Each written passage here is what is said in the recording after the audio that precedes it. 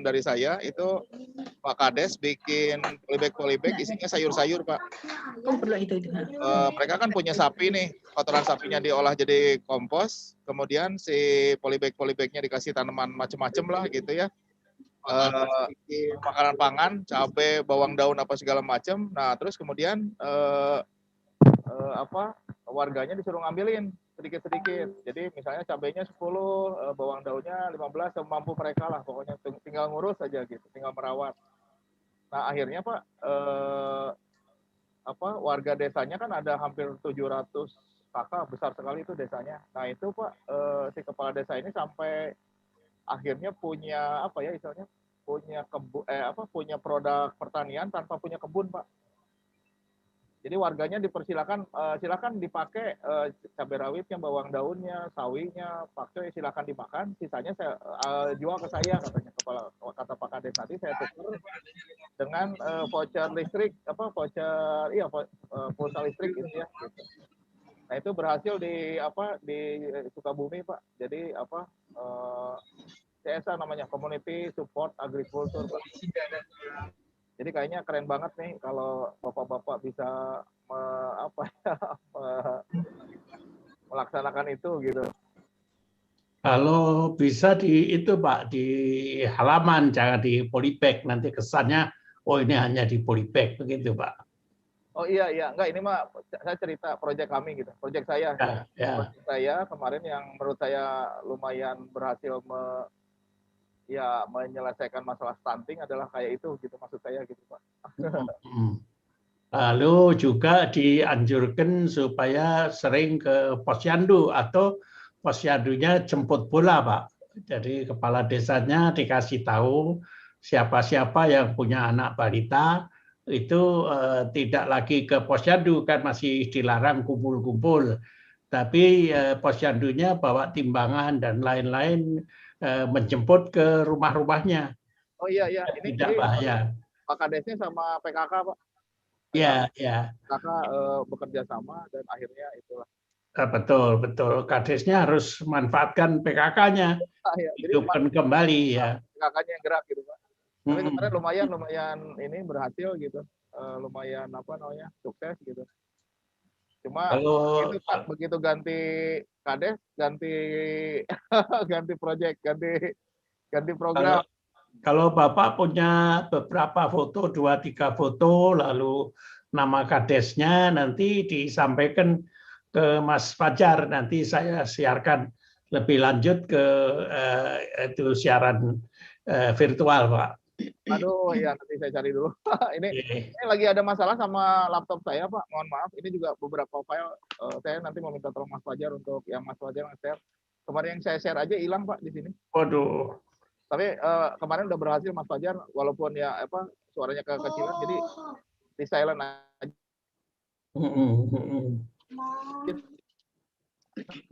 Saya kira mari kita mulai Pak Prof. Haryono. Silakan. 33 orang Pak. Berapa? 33 Pak. Oh bagus lah. Iya, jadi mungkin kita mulai Pak. Bismillah. Assalamualaikum warahmatullahi wabarakatuh. Waalaikumsalam warahmatullahi wabarakatuh. Selamat siang, salam sejahtera buat kita semua. Yang kami hormati dan banggakan Bapak Profesor Haryono Suyono, Ketua Umum PWRI, yang selalu aktif di berbagai webinar, yang selalu memotivasi kami sebagai anggota PWRI untuk mengikuti berbagai webinar yang diselenggarakan oleh PWRI. Yang kedua yaitu para narasumber, Bapak Luki dan Ibu Ana, Bapak Fajar sebagai host dan tuan rumah, dan sekaligus juga sebagai narasumber. Yang pada siang hari ini kami berbahagia sekali dapat melaksanakan webinar. Perlu kami informasikan bahwa webinar ini adalah kerjasama antara PWRI, mungkin Pak Luki belum pernah dengar atau gimana, PWRI itu Persatuan Werdatama Republik Indonesia Pak. Perlu kita ulang-ulang Pak, karena kami sedih banget Pak, itu mantan DPR berkali-kali nggak tahu PWRI dikiranya Persatuan Wartawan Pak. Jadi kami makanya tidak bosan-bosan Pak untuk menyebutkan PWRI adalah Persatuan Utama Republik Indonesia bekerja sama dengan Balai Pengkajian Teknik Pertanian itu Departemen Pertanian, dan juga tidak asing lagi tentu Yayasan Kencana Anugerah Kencana yang diawaki oleh Bapak Fajar, dan juga para narasumber yang pada hari ini bukan main. Kami tadi kaget membaca CV-nya Pak Luki, rupanya pantas ini Pak Prof kita perkenalkan karena beliau ini pengusaha. Saya rupanya kerudung yang saya pakai buatan beliau nih Pak.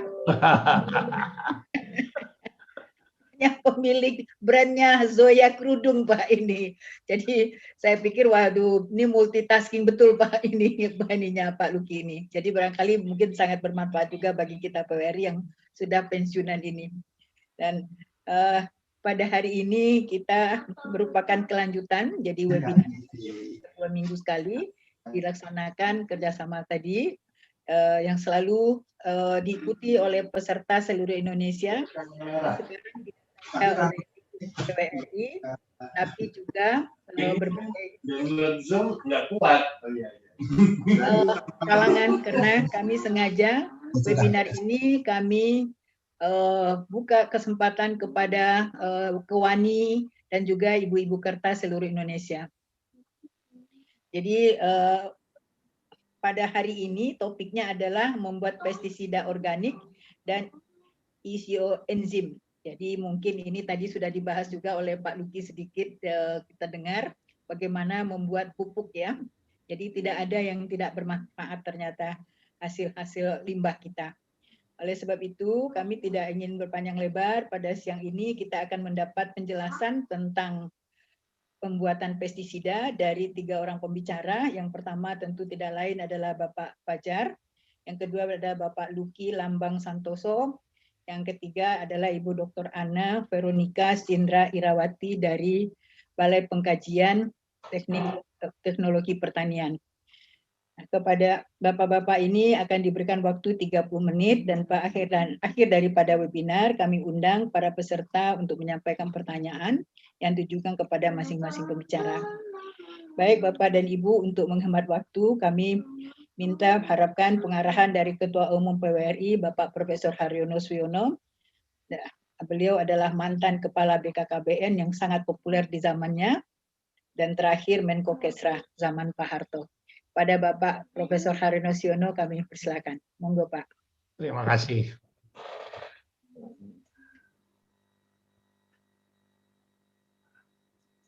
Assalamualaikum warahmatullahi wabarakatuh. Waalaikumsalam warahmatullahi wabarakatuh. Pertama-tama saya ucapkan selamat siang. Coba membesarkan slide. Saya ucapkan selamat kepada saudara-saudara yang telah mengadakan vaksinasi yang kedua. Dan gimana Mas Fajar? Vaksinasi kedua ini telah dilangsungkan. Double klik Pak, double klik. Double klik. Double klik yang paling bawah. Ya. Ya. 2 kali. Ya. Sudah. Jadi saya ucapkan selamat kepada para anggota PWRI yang telah melakukan vaksinasi yang kedua. Dan saya tetap mohon kepada semua anggota PWRI yang sudah vaksinasi untuk mengingatkan anggota lain yang belum, karena di tempat-tempat tertentu terbuka dan kita para lansia ini mendapat prioritas. Para lansia, para petugas kesehatan, para guru dan sebagainya mendapat kesempatan vaksinasi yang pertama maupun yang kedua. Dan oleh karena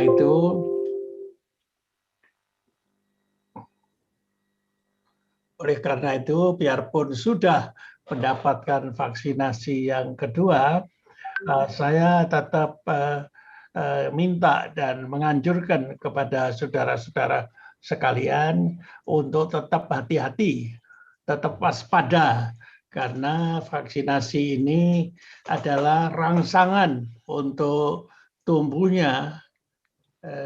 Kalau nggak mau keluar, double klik lagi tadi yang kanan. Tadi karena mana? yang bawah tadi Pak, tadi keluar. Nah itu. Nah, Ya. Ya. Ya. Belum ya. Nah, vaksinasi pertama maupun kedua itu adalah rangsangan bagi tubuh kita, dan tumbuhnya daya tahan tubuh itu tidak sama untuk setiap orang.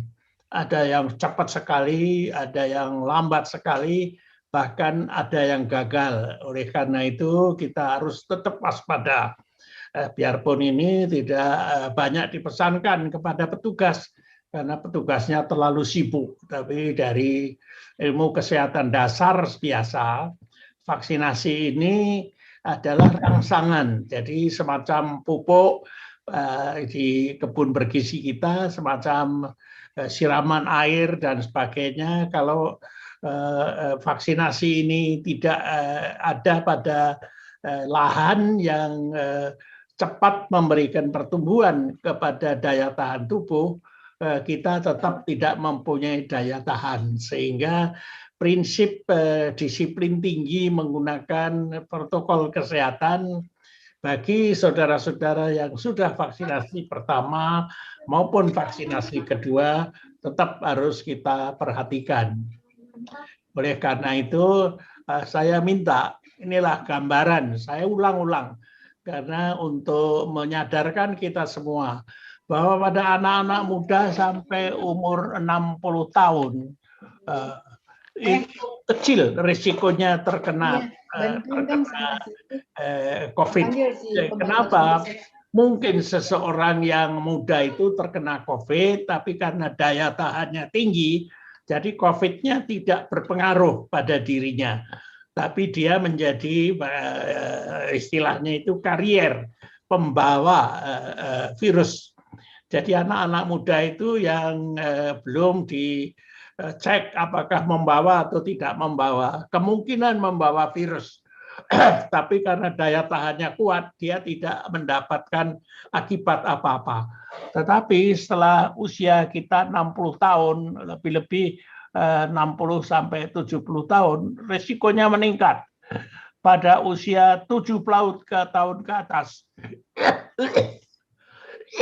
itu risikonya menjadi seperti 10 kali, apalagi kalau usianya sudah 80 tahun ke atas, itu risikonya luar biasa. Pada gambaran-gambaran yang saya kasih panah merah ini adalah risiko yang 80 tahun ke atas. Ini risiko yang 70 tahun ke atas. Ini yang 60 tahun ke atas. Coba risiko yang belum 60, apalagi yang lebih muda, ini hampir tidak ada. Hampir tidak ada risiko terkena virus. Mungkin sudah terkena virus, tetapi daya tahannya begitu kuat sehingga mereka tidak merasa terkena virus. Tapi kita harus tetap hati-hati karena kita itu rata-rata sudah 60 tahun ke atas. Kalau didekati anak muda yang terkena virus tapi tidak merasa, itu kita bisa terkena dan akibatnya fatal. Apalagi sekarang biarpun sudah suntik kedua, belum tentu daya tahan tubuh kita sudah bertambah tinggi. Ada yang hanya 5% naiknya, ada yang 10%, ada yang 20%, bahkan anak muda ada yang punya daya tahan naik setelah 2 kali vaksinasi naik menjadi 50%. Tapi vaksin ini belum terbukti meningkatkan daya tahan sampai 100%. Oleh karena itu kita harus tetap waspada, kita harus tetap disiplin tinggi, dan dengan sendirinya kita harus tetap memakai cuci tangan, pakai masker, jaga jarak, dan tidak bergerombol. Ini hukum ini masih tetap sampai nanti betul-betul negara kita itu dinyatakan bebas dari virus COVID-19. Apalagi kalau kita ingin bekerja keluar, buru-buru, aduh saya sudah divaksin 2 kali, ingin bebas meriah bekerja di luar, tetap harus pakai disiplin protokol kesehatan yang tetap tinggi. Karena kalau kita sakit, kita sekarang masih dilindungi, bukan dengan BPJS Kesehatan, tetapi dilindungi dengan anggaran negara yang mencukupi. Tetapi rumah sakit sekarang masih penuh. Bahkan rumah sakit tertentu menolak pasien-pasien baru. Jadi biarpun kita tidak bayar, tetapi pasien baru sudah ditolak. Nah, ini sangat berbahaya pada kita yang masih tua. Oleh karena itu, kita harus siap dengan webinar-webinar yang kita adakan. Webinar yang lalu sudah dimasukkan dalam YouTube, webinar sekarang sudah dimasukkan dalam YouTube, dan langsung bisa disimak kembali kalau belum kebagian pada Facebook Haryono Suyono yang mudah diakses. Tetapi kita harus mulai siap-siap belajar untuk praktik. Saya sedang mengadakan konsultasi dengan beberapa pihak. Nanti kita prakteknya atau di Universitas Teknologi, atau di Kebun Cinangka, atau di Kebun PWRI, dan sebagainya. Nanti akan diatur setelah siaran kita yang terakhir, akan diatur kapan dan berapa orang tiap kali harus mendaftar kepada seseorang yang sudah jelas. Kalau di PWRI mendaftar kepada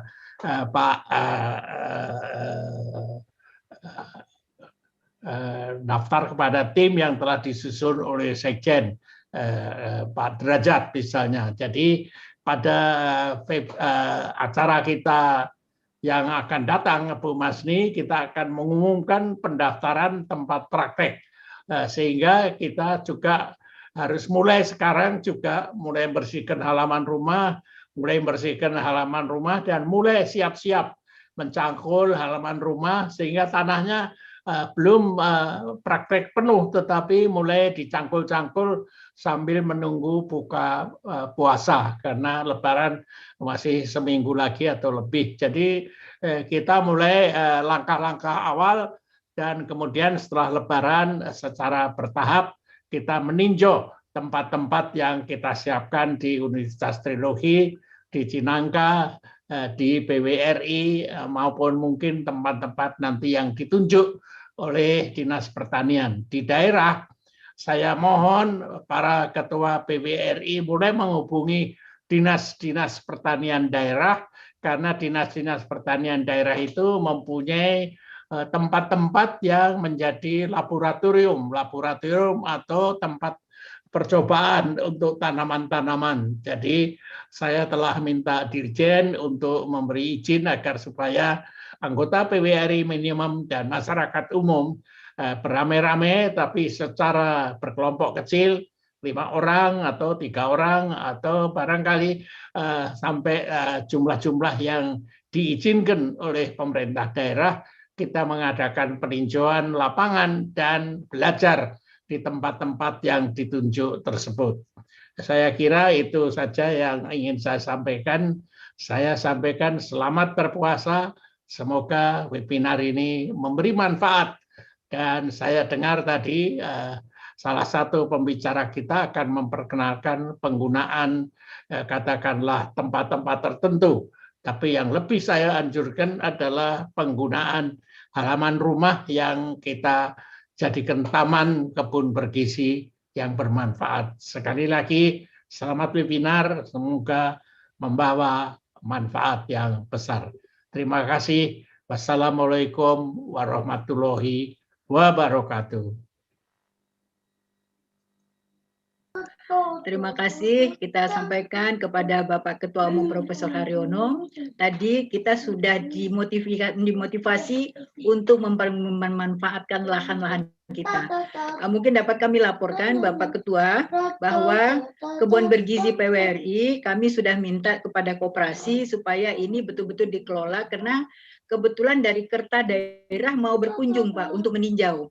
Jadi makanya kami sampaikan kepada koperasi supaya itu betul-betul dikelola dengan baik sehingga menjadi kebun contoh PWRI yang ada di kantor PWRI, memanfaatkan lahan yang ada di PWRI, Pak.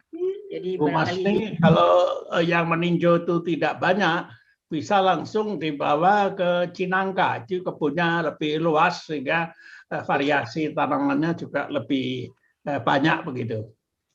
ya, mudah-mudahan Pak, nanti setelah Lebaran akan ada kunjungan Pak mau melihat kebun kita. Dan tidak saja yang dari daerah Pak, tetapi juga dari kerta-kerta OPI Pak, juga ingin meninjau Pak. Ya, ya. Ya. Enggak, nanti agak salah sangka. Jadi kebun yang ada di Geraha itu adalah kebun yang sifatnya sangat spesifik. Yang saya harapkan lebih banyak berkembang itu kebun yang di halaman, Bu. Jadi jangan kebun yang rada sophisticated begitu. Jadi di halaman itu setiap orang punya halaman, tapi kalau harus membuat yang pakai model-model begitu agak repot. Nanti dikira saya nggak punya duit untuk bikin dan sebagainya dan sebagainya. Jadi lebih diarahkan kepada halaman dulu. Nanti kalau makin kaya, nah kita boleh di tempat-tempat sempit membuat seperti apa yang dimiliki oleh PWRI. Ya, baik Pak, nanti kami tindak lanjuti ya Pak. Selanjutnya kami undang Bapak Fajar. Bapak Fajar Waryono, beliau adalah petani kota, anak muda yang pakai sorban, yang tidak setiap hari bergelimang dengan pertanian-pertanian, tetapi adalah di halaman dan kebun-kebun dengan berbagai macam variasinya. Untuk menghemat waktu, kami persilakan Pak Fajar untuk memberikan materinya. Terima kasih Bu Masni. Assalamualaikum warahmatullahi wabarakatuh untuk kita semua. Salam sehat, salam semangat karena kita sudah bertemu di 4 pertemuan hari ini.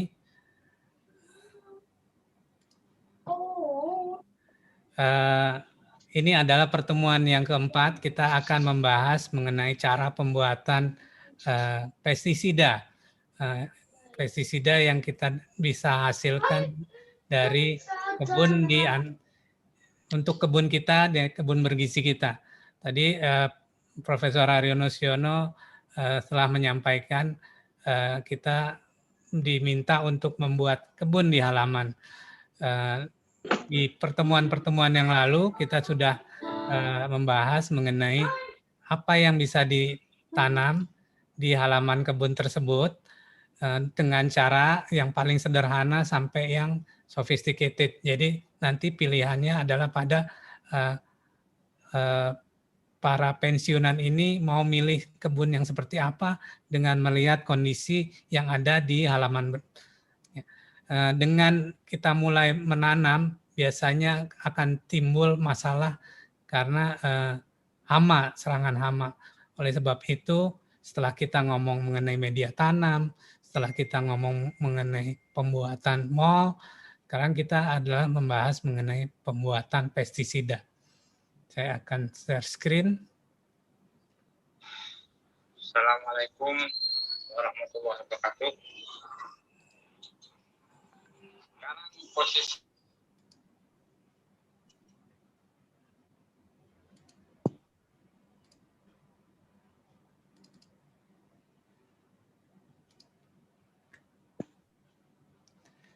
hari ini kita akan membahas mengenai pembuatan pestisida organik di kebun bergizi kita.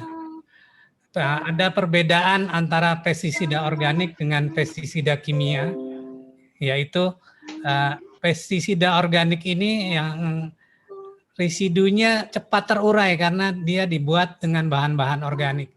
Sedangkan pestisida kimia ini residunya akan lama karena disimpan di tanaman kita itu dalam jangka yang cukup lama. Yang di pestisida nabati ini, organik ini tidak menyebabkan pencemaran air, tanah maupun udara. Saya sudah cerita di pertemuan sebelumnya, hama yang disemprotkan pestisida dengan pestisida organik ini tidak membunuhnya, tapi mengusir hama saja.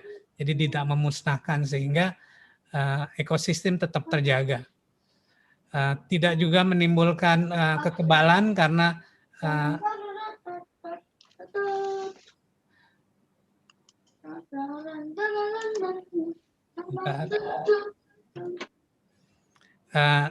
tidak menimbulkan kekebalan serangga. Mudah dan karena bahan-bahannya dapat didapatkan di dapur kita sehari-hari. Tidak berbahaya. Sedangkan pestisida kimia tadi menimbulkan residu yang menyebabkan pencemaran di lingkungan kita. Hewan-hewan ternak dapat racuni, kekebalan pada serangga, biaya produksi yang mahal karena kita harus beli, berbahaya bagi manusia dan lingkungan. Yang kita tahu dari pengalaman kita adalah hama tidak suka pada bau yang menyengat, rasa yang pahit atau pedas, asin ataupun asam. Jadi ini semua yang tidak disukai oleh hama. Bau menyengat itu biasanya kita dapat dari bawang putih. Ini cocok buat mengusir kutu daun, lalat, kumbang, siput, rayap, atau kutu putih. Pahit adalah tidak disukai oleh hama. Ini bisa kita dapat dari daun pepaya dan daun sirsak. Ini cocok buat mengusir ulat, lalat hitam atau lalat daun, dan rayap. Jadi yang pahit-pahit ini bisa disiramkan. Pedas yang kita tahu, pedas itu dapat dari cabai atau jahe. Ini tidak disukai oleh ulat, tadi larva dan tikus. Asin, garam, ini biasanya kita pakai buat mengusir siput atau keong atau ulat atau ular. Asam kita dapat dari daun dan buah tomat. Ini cocok buat ulat jagung dan kutu kuning.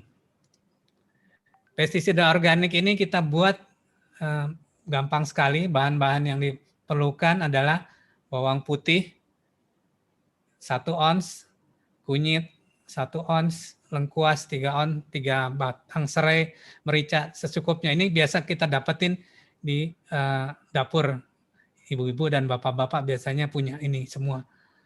Sama yang jadi sasaran, misalnya bapak-bapak ada problem dengan semut, lalat buah, tungau, ulat daun, jangkrik, belalang, laba-laba, kutu-kutu, dan lain-lainnya. Semprot, ini caranya gitu, bahan siung dan bawang putih, nanti ada penjelasan, kita akan mencoba membuatnya. Sebentar lagi, Mas Sule, sudah siap Mas? Bentar saya siapkan alat-alatnya.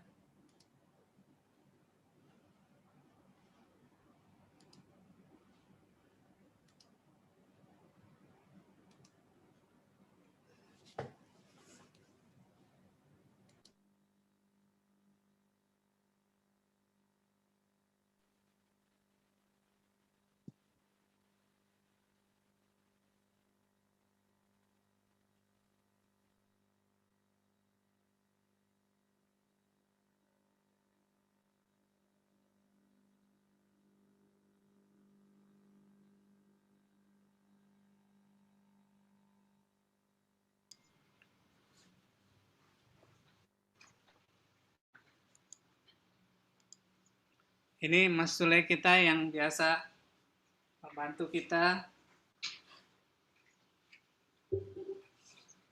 membuat pestisida secara organik. Bahan-bahannya apa aja Mas Sule? Daun sirsak. Ini daun sirsak karena rasanya yang pahit, juga diganti dengan pahit-pahitan atau daun pepaya. Kemudian bawang putih untuk bawang putih ini karena baunya ya Mas.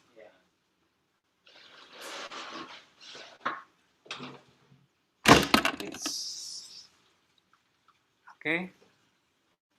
Kemudian apa lagi Mas? Ada serai. Sereh ya. Serai atau jahe. Jahe. Ini juga buat panas ya Mas, buat ya. Karena hama itu tidak suka panas. Jadi bahan-bahannya akan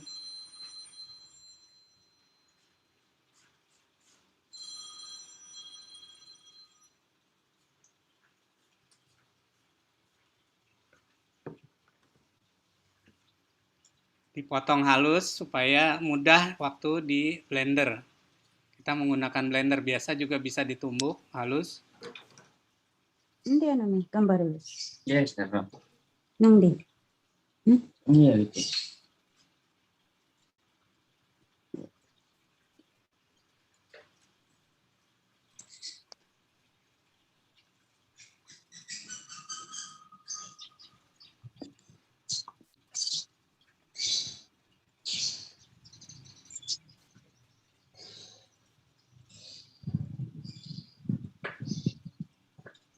Bawang putih juga dipotong halus.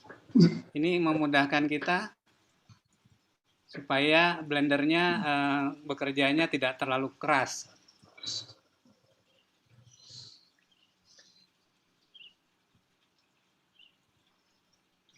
Siap. Siap. Dengan Jadi bahan-bahannya ini mudah didapat di dapur. Yang tadi prinsipnya adalah hama tidak suka bau yang menyengat, pedas, pahit, asam, atau asin. Jadi ini sangat mudah didapat ini dan ramah lingkungan.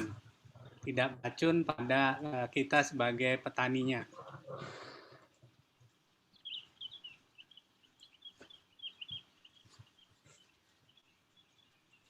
Ini kita buat untuk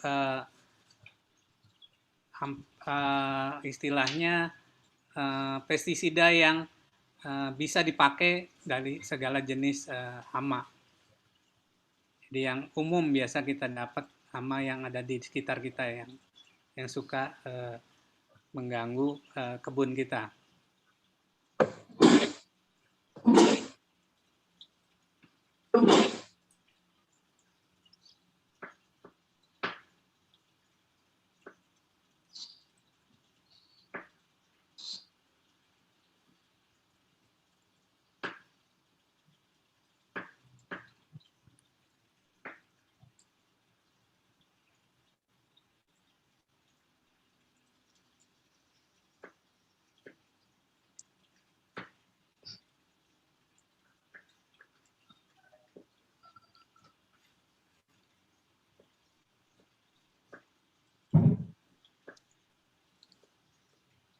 Ini dibuat dalam skala yang ukuran kecil karena kita asumsinya kebun kita kebun yang terbatas gitu ya. Kalau kebunnya luas berarti nanti penggunaan bahan-bahan ini juga dikalikan secara luas banyak. Jadi ini karena kebun kita kecil, maka kita buat untuk secukupnya saja. udah bang poten, anak bang putih. Airnya setengah liter atau 500 ml karena nanti akan ditaruh di botol yang 1 liter ya Mas. Dua.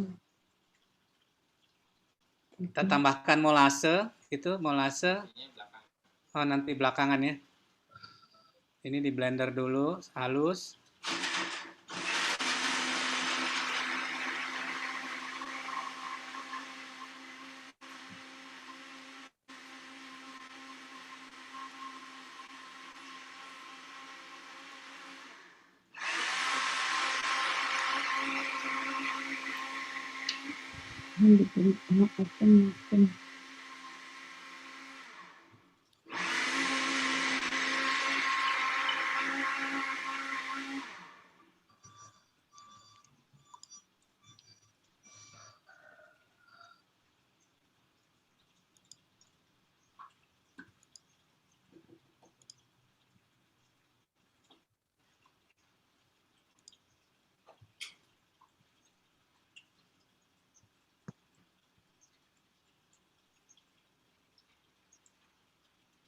Disaring halus.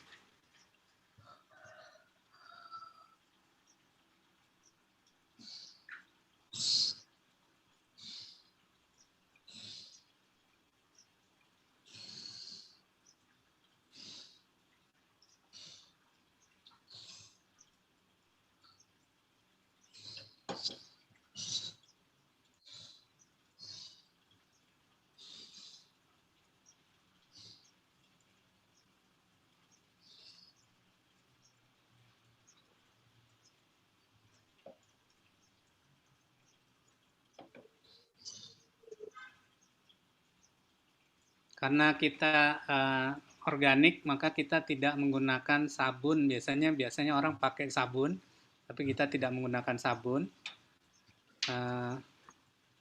Kita pakai molase. Jadi ini buat lengketan buat nanti supaya pestisida yang kita semprotkan ke tanaman ini nempel di daun yang diserang hama.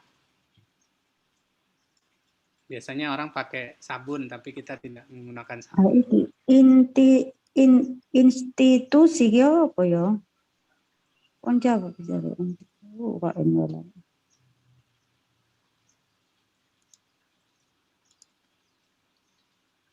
Setelah jadi, ini kita simpan dulu selama 1 minggu. 1 minggu, nanti kemudian penggunaannya bukan langsung disemprotkan, tapi dicampur air lagi. Karena ini adalah bahan, apa istilahnya, pestisida yang bukan, apa namanya, ini nggak bisa langsung dipakai. Dia bibit lah, gitu ya istilahnya. Jadi dia akan dicampurkan dengan 1 liter air. Setiap hari harus dibuka. Tutupnya tiap hari harus dibuka selama seminggu, nanti ini siap digunakan. Penggunaannya diusahakan sore hari, karena biasanya namanya hama itu menyerangnya pada sore hari. Dan jangan dipergunakan pagi hari, karena waktu siang hari tanaman akan menjadi panas, karena ini ada unsur panas untuk mengusir hama tersebut. Ini adalah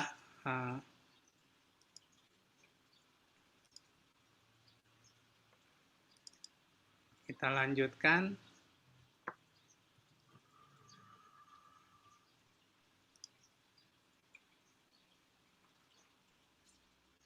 Ini adalah bahan-bahan yang kita pergunakan. Nanti akan saya bagikan ininya, PowerPoint-nya, sehingga bisa jadi buat pelajaran. Terima kasih. Semoga bermanfaat buat Bapak-Bapak dan Ibu sekalian untuk mengusir hama di kebun kita. Baik, terima kasih Pak Fajar. Waduh, luar biasa ini. Kelihatannya waktunya kurang nih Pak Fajar, Ibu-ibu. Ya. Terima kasih Pak Fajar. Benar-benar bermanfaat nih Pak, luar biasa. Ini sudah banyak chatting yang masuk nih yang menanyakan Pak. Mau minta emailnya nih Pak. Kelihatannya biasanya kita baru mengenal ini bahwa ada pestisida organik dan ternyata membuatnya juga mudah. Baik Bapak Ibu, barangkali nanti bisa dilanjutkan dengan pertanyaan-pertanyaan. Selanjutnya kita undang Bapak Luki Santoso. Beliau ini adalah sarjana yang dari Universitas Pasundan di Bandung. Beliau adalah seorang pengusaha, pemilik rumah kayu permaculture, dan owner dari Zoya Tamin, yaitu pemilik brand kerudung Zoya. Saya pakai nih Pak. Juga beliau sekarang ini sebagai potan ya, semai organik dan berbagai organisasi yang didudukinya, diantaranya juga sebagai asesor pertanian organik tanam. Luar biasa nih, banyak sekali ilmu beliau yang bisa kita gali, tidak saja di bidang usahanya, tetapi juga di bidang pertanian. Untuk itu kita undang Bapak Luki untuk bisa memberikan materi pada acara ini. Terima kasih. Silakan Pak. Bismillahirrahmanirrahim. Assalamualaikum warahmatullahi wabarakatuh. Suara saya jelas, Bu? Jelas Pak. Ini mohon maaf, ini ada gangguan sedikit tadi. Saya sebetulnya udah ngirim filenya ke Pak Fajar, jadi saya tinggal harusnya tinggal apa ya? Tinggal gerak aja. Ini saya izin share screen. Iya, enggak apa-apa Pak, silakan aja Pak. Iya, bisa share aja Pak.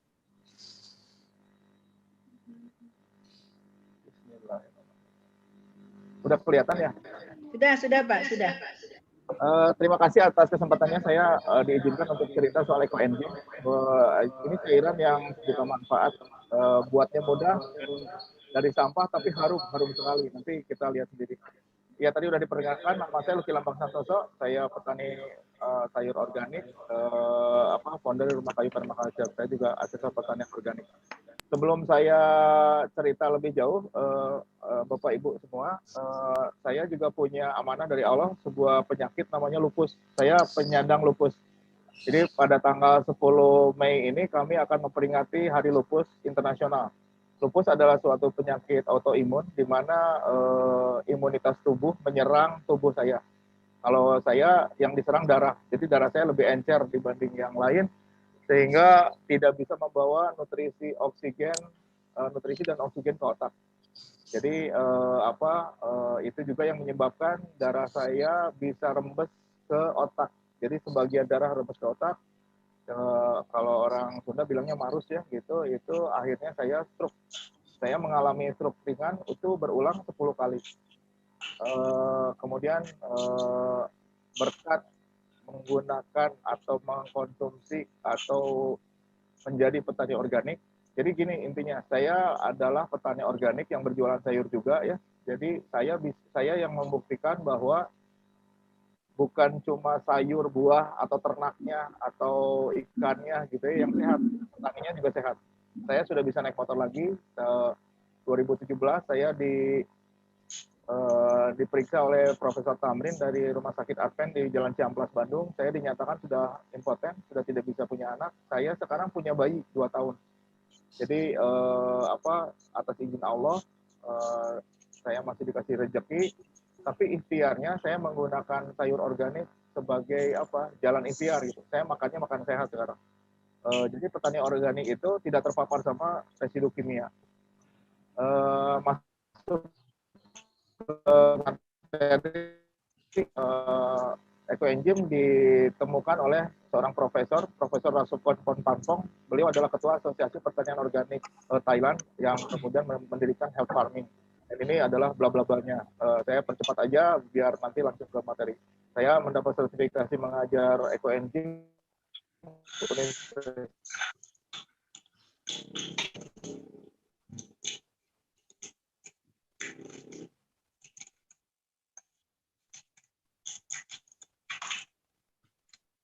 Ini kerennya lagi, ketika kita menjadikan alat-alat pembersih rumah tangga, selain rumahnya bersih, nggak ada semut, nggak ada kecoa, nggak ada bahkan nyamuk juga berkurang. Itu 1 liter, misalnya kita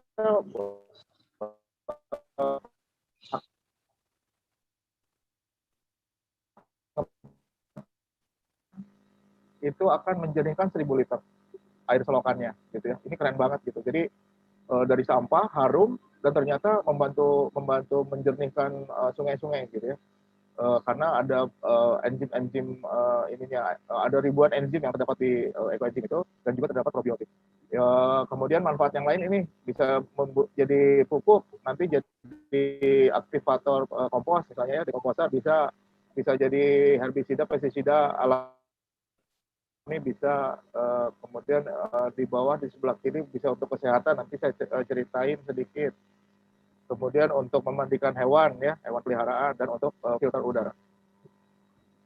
Jadi salah satu kegunaannya adalah buat hand sanitizer. Kan sekarang lagi pandemi kayak gini ya, bolak-balik beli hand sanitizer yang lumayan harganya kalau dikumpul-kumpulin dalam sebulan untuk berapa orang anggota keluarga kita, lumayan itu kalau dinilai-nilai. Nah sekarang kalau misalnya kita buat sendiri hand sanitizer-nya gimana ya, itu hanya dengan 1 bagian ekoenzim diencerkan ke 400 bagian air saja, kemudian masukkan ke sprayer.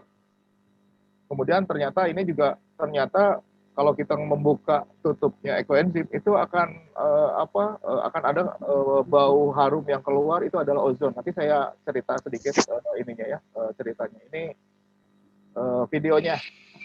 Bismillahirrahmanirrahim. Assalamualaikum warahmatullahi wabarakatuh. Kedengar ya suaranya, kedengar? Ini dapat tugas dari Pak Kiai kemarin, katanya harus membuktikan kalau teman-teman di Riau terbantu banget dengan ekoenzim. Di Riau itu teman-teman ekoenzim itu membuat ekoenzim ketika ada masalah sama asap. Kita udah tahu ya di Riau banyak pembakaran. Oknum yang pengen ngebuat kebun sawit dengan mudah dengan membakar hutan. Biasanya anak-anak atau orang-orang teman-teman kita, saudara kita yang kena asma, biasanya akan kesulitan bernafas. Nah biasanya pakai sprayer gini ya. Atau gunakan humidifier seperti ini. Jadi selain melembabkan ruangan juga untuk menyemburkan ekoenzim yang tadi akan menangkap polutan. Nah, ini ada 2 contoh nih. Ada botol yang udah dikasih asap. Kemudian ada yang satu pakai ekoenzim, satu enggak. Kita coba ya. Kita lihat. Bismillahirrahmanirrahim, Pak Kiai. Ya. Cocok. Ya. Oh, ke Fahrenheit ya. Tuh harusnya kelihatan ini. Ini udah jernih banget ini. Si asapnya jernih banget ini. Jauh lebih bersih daripada yang ini. Ya, di nyatanya mah kelihatan ini masih ada asapnya. Ini udah jernih nih. Jadi ini 2 botol ini ngebuktiin bahwa ekoenzim ini bisa menangkap partikel-partikel polutan yang ada di udara, kemudian ditarik untuk diurai sama dia. Kalau air biasa. Jadi ketika kita membuka botol-botol ekoenzim, yang keluar, yang bau harum yang keluar dari botol ekoenzim itu adalah ozon. Ozon ini kemudian akan mengikat di nitrogen oksida dan karbon dioksida. Di nitrogen oksida dan karbon dioksida yang terikat kemudian diurai menjadi nitrat dan karbon trioksida. Yang bahasa pabriknya adalah urea. Biasa nggak bisa, ini masih ada apa ya? Asapnya masih ada. Ini harusnya kelihatan jernih. Kalau di apa sih namanya? Ya, di nyatanya mah kelihatan ini masih ada asapnya. Ini udah jernih nih. Jadi semoga terlihat lebih jelas ya bahwa botol yang berisi dengan cairan ekoenzim yang tadi dikocok jauh lebih bersih asapnya dibanding dengan cairan mineral biasa. Ya, moga-moga tadi kelihatan videonya ya. Jelas suaranya nggak, Bu? Pak? Halo? Ya, masih bagus, Mas. Jelas ya? Oke. Oke. Kemudian kegunaan ekoenzim yang lain juga untuk menghemat biaya pembelian cairan pembersih kompor atau area dapur yang lainnya. Jadi tadi formulanya 1 plus diencerkan untuk 5 sampai 10. Kalau saya kadang-kadang pakai 100% ya. Ini nanti saya juga ada videonya sedikit. Assalamualaikum warahmatullahi wabarakatuh. Ini ada sebagian kebun saya, kebun belakang rumah saya kayak gini, Pak. Bu. Kebersihan di rumah tangga.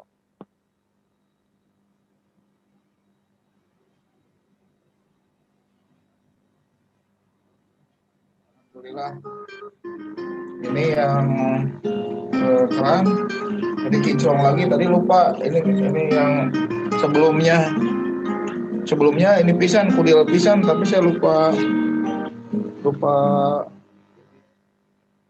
Ini ada video perbedaan sebelum dan sesudah digosok pakai ekoenzim. Jadi setelah beberapa tahun belum pernah dibersihin, kita bersihin dapur pakai ekoenzim.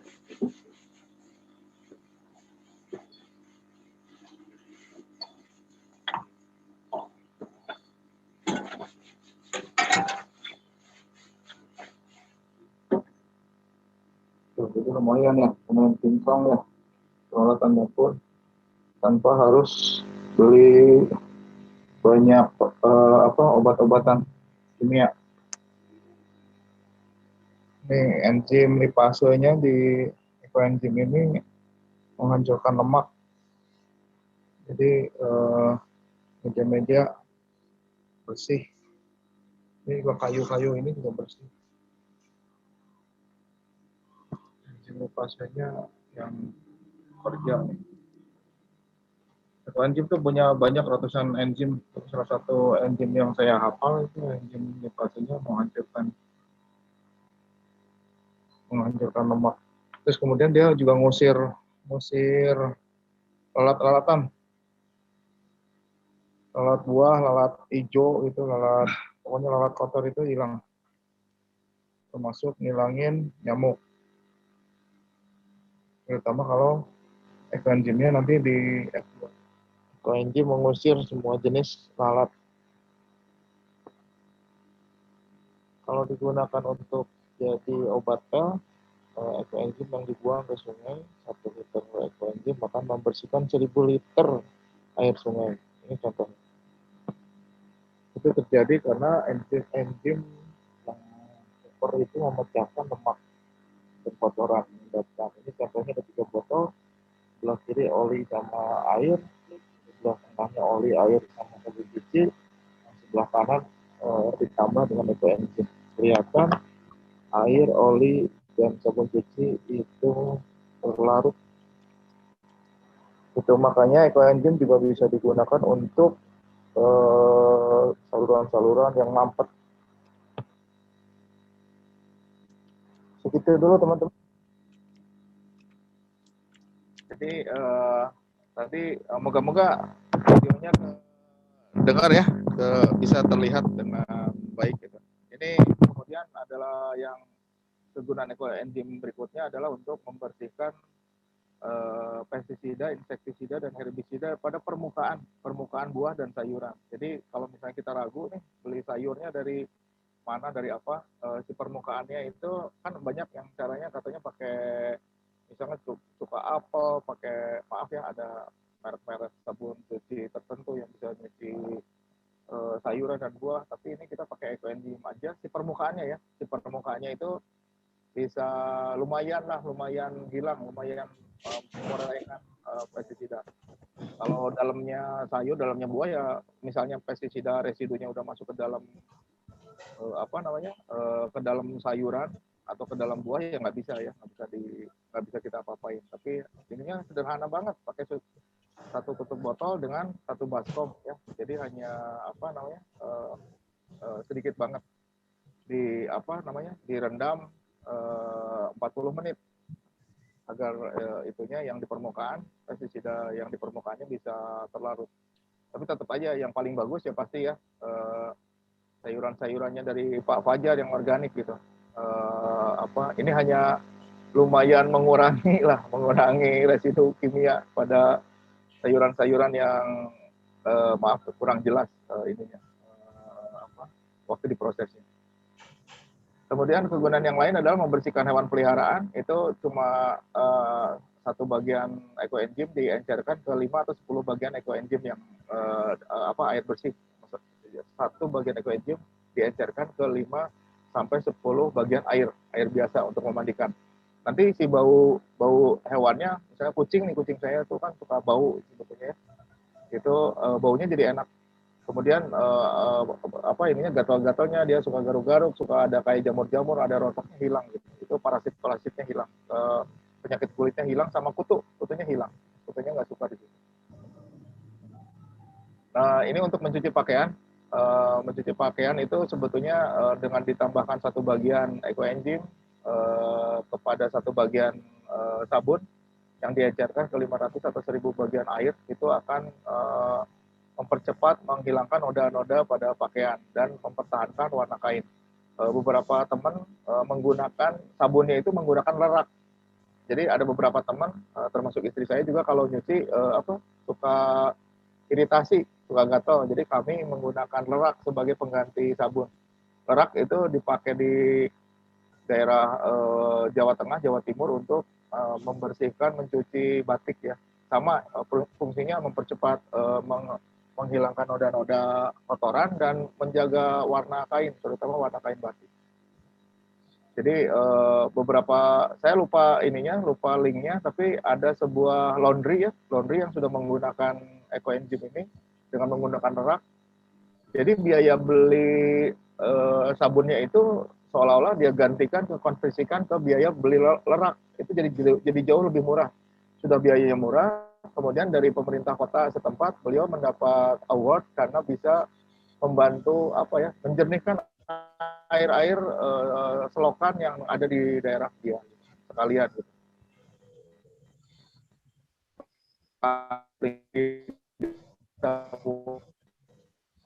Nah, ini kegunaan ekoenzim.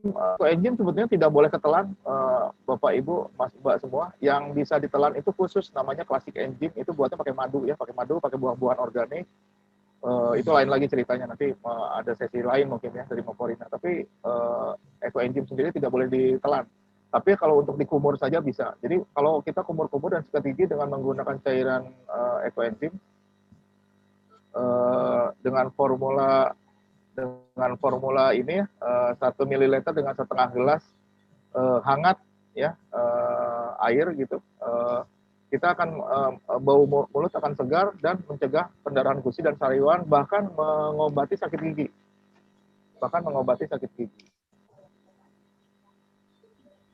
Nah ini detail apanya ya, detail komposisi penggunaan ekoenzim yang lain, dari mulai membersihkan kompor air sampai nanti maaf ya untuk obat luka atau bisul gitu ya. Ini nanti kan akan saya share ke panitia. Jadi sebetulnya sekilas hanya itu. Sebetulnya ekoenzim ini nggak hanya pembuatannya, nggak hanya itu. Ada ekoenzim yang kemudian difermentasikan ulang ya menjadi F1-nya ekoenzim. Misalnya ekoenzim sudah jadi disaring, kemudian ditambahkan dengan blenderan sereh wangi, itu ditambah 10%, difermentasikan lagi selama sebulan, itu nanti seolah-olah jadi kayak obat anti nyamuk. Kalau nanti Bapak Ibu yang suka alergi sama gigitan nyamuk, bisa membuat F1-nya dari sereh wangi, baunya juga nanti bau sereh wangi, diusapin sebelum berkebun, sebelum ke lapangan, nanti nyamuknya enggak untuk nempel. Ini mohon maaf ya menjijikan, tapi ini adalah saudara kita yang terkena diabetes yang sampai lukanya susah untuk kering ya, ini diabetes basah. Ini teman kita tidak mampu untuk berobat karena keluarga tidak mampu, kemudian dengan menggunakan ekoenzim. Jadi ekoenzimnya itu hanya 250 cc yang diencerkan ke dalam satu baskom. Satu baskom itu kira-kira mungkin 5 sampai 10 liter ya. Itu air hangat. Jadi kira-kira suhunya 30-an lah, 30-40 derajat Celcius. Dituangkan 250 cc saja, kemudian direndamkan. Si kulitnya atau si dagingnya itu tumbuh lagi. Kemudian bau busuknya hilang. Bakteri probiotik yang dari ekoenzim itu ternyata seolah-olah menyerang bakteri-bakteri jahat, bakteri patogen. Jadi tingkat kesembuhannya tinggi. Kalau buat beberapa teman yang yang diabetes ini sangat membantu. Kalau ini luka ya, lukanya kalau saya pakai 1:10, saya buat sprayer, lukanya disemprot aja kayak gitu, jauh lebih cepat kering jadi kulit ya. Ini kelihatan teman saya ini 9 hari aja udah berubah, udah jadi daging lagi gitu. Tapi waktu nyemprotnya emang pedih, pedas gitu, relatif lebih pedas lah gitu. Tapi sembuhnya cepat gitu. Nah ini ada perbandingan yang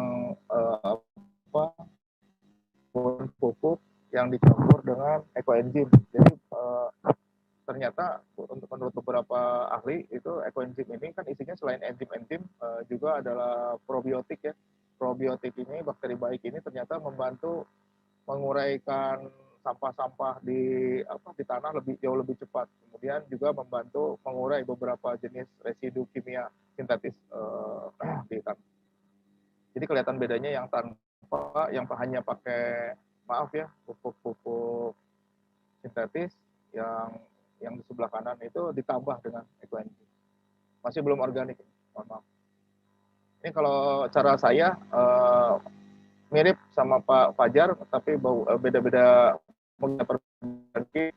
Kita bikin yang ininya ada dari 5 komponen. Yang pertama adalah yang tidak disukai hama, samalah tadi mirip-mirip ya. Rasanya tidak disukai hama kayak pedas, pahit, cabai rawit, ratawali dan lain sebagainya yang lain. Kemudian tanaman yang bau mengusir hama ya, cemara, kopi, pinus, pandan, daun ketutan, bunga ketutan dan lain-lain. Atau dengan tanaman yang bau dan memiliki racun ringan ya, kayak cabai, jahe, bawang putih, nimba, suren, kacang babi, kecubung, tembakau dan lain-lain. Kemudian ada yang ada dengan minyak asirinya ya, sereh, cemara, pinus, sirih buat nginang itu. Dan yang terakhir memang pakai perekat. Kalau saya pakai perekatnya kalau ada lerak pakai lerak, kalau nggak ada pakai lidah buaya, pakai daun kembang sepatu yang di 10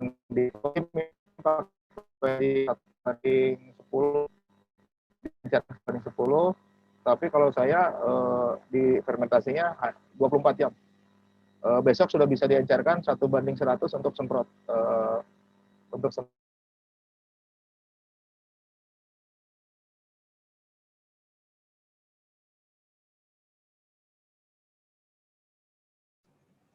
Mas Luki suaranya hilang, Mas.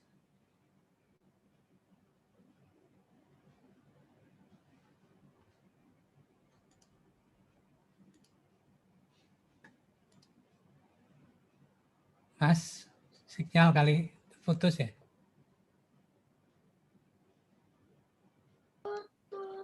Pak Lukinya kemana nih? Hilang. maaf, ini yang saya takutkan, Bu. Ada, sekarang ada. Udah ada. Maklum di gunung ini. Maaf.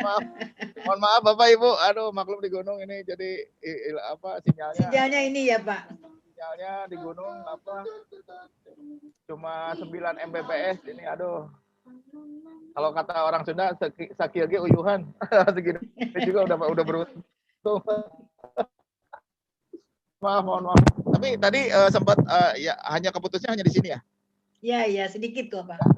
Sedikit ya. Ini. Jadi cara membuatnya gampang sekali. Jadi resepnya hanya 1, 3, 10. 1 bagian molase, 3 bagian sampah organiknya, yang 10 bagian air, dan difermentasikan selama 3 bulan. Ya. Jadi gulanya boleh apa aja. Misalnya nggak ada molase, pakai gula merah boleh. Tapi nggak boleh itu pakai gula pasir. Kayaknya itu banyak bahan kimia di gula pasir, makanya teman-teman coba dari banyak orang saya perkirakan kira-kira 10 orang itu gagal yang pakai gula putih ya. Jadi gula merah juga ada ternyata yang palsu ya, yang kemarin dicampur juga. Ini gagal ya, Kang Luki katanya. Wah, saya pikir mungkin ini coba gulanya pakai gula yang ini. Dan berhasil berikutnya. Berarti saya simpulkan waktu itu, wah kayaknya gula merah kamu salah gitu, salah beli gitu. Ada campuran bahan kimia. Ini ada sampah 3 bagian sampah organik ini. Kalau saya pakai minimal 5 jenis sampah organik ya. Saya yang paling suka itu kalau saya dapat sampah dari orang-orang perusahaan itu yang suka jual jeruk ras itu. Jadi saya suka karena apa? Jeruk nantinya di packagingnya bau jeruk. Dan ini 10 bagian air juga nggak boleh langsung air PDAM, ada klorinnya. Jadi harus kalau ada air PDAM harus diendapkan dulu minimal 24 jam. Kemudian didiamkan dalam 3 bulan dalam wadah yang wadah plastik ya, nggak boleh wadah kaca karena takut. Jadi gini, bulan pertama terjadi etanol, bulan kedua menjadi cuka, bulan ketiga enzimnya mulai terbentuk, mulai aktif. Nah pada saat etanol terjadi itu tekanannya tinggi banget, jadi bisa meledak. Dan disarankan menggunakan wadah yang tutupnya lebar. Kalau adanya botol mineral rada capek itu karena tiap hari harus bukain. Kalau enggak meledak. Kalau meledak nanti ke ruangan tempat dia disimpan akan acak-acakan gitu ya.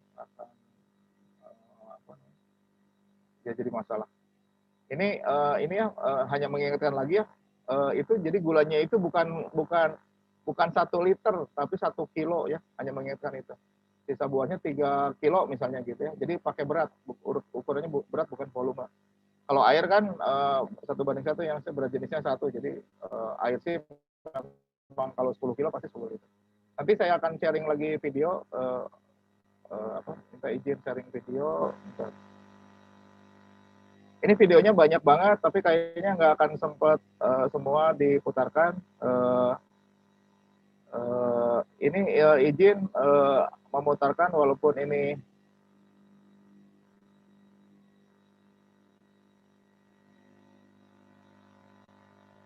mana ya? Sorry. Stop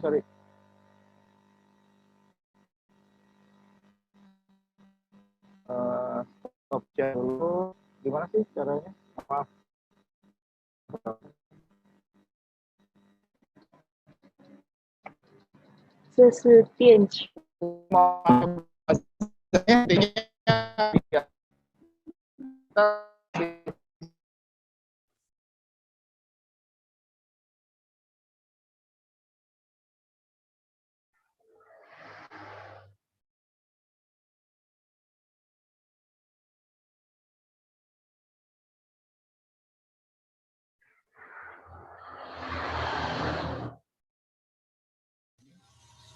Kali ini kita akan belajar membuat ekoenzim.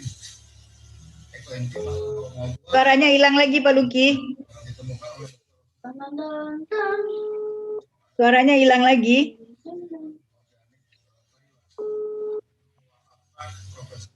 Suaranya hilang lagi Pak Luki. Maaf, keputus ya Pak. Iya, suaranya hilang lagi tadi Pak Putus Luki. lagi ya Pak. Ya, sekarang udah mulai lagi, udah ada. Saya bakalan parking ya.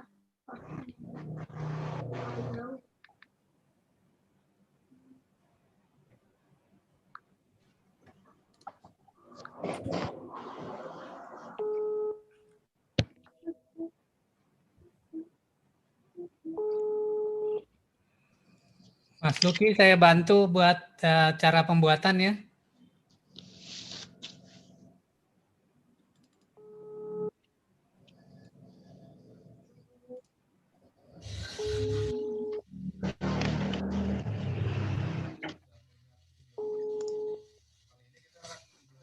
membuat ekoenzim. Ekoenzim atau membuat ya ditemukan oleh Dr. Rosukon. Beliau adalah ketua Asosiasi Pertanian Organik. Rosukon ini mewakafkan ilmunya ini untuk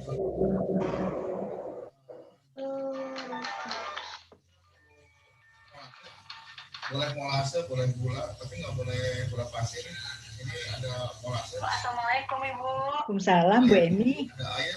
Saya kontak-kontak Ibu Ana. Iya, maaf Bu, Ibu Ana kok saya kontak-kontak nggak bisa ya Bu? Saya WA juga nggak ini. Air buah.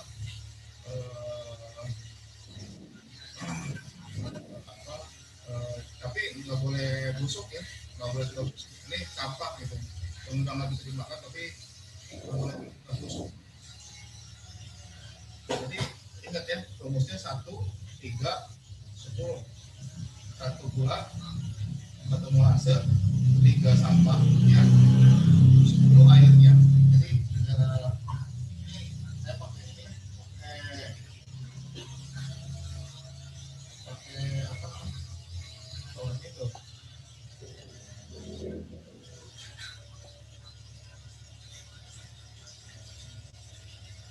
Ya, saya udah timbang ya, beratnya 3 kilo. 3 kilo ya. Ini bukan 1 liter, tapi 1 kilo. Oh, 1 kilo ya. Masukin dulu ini.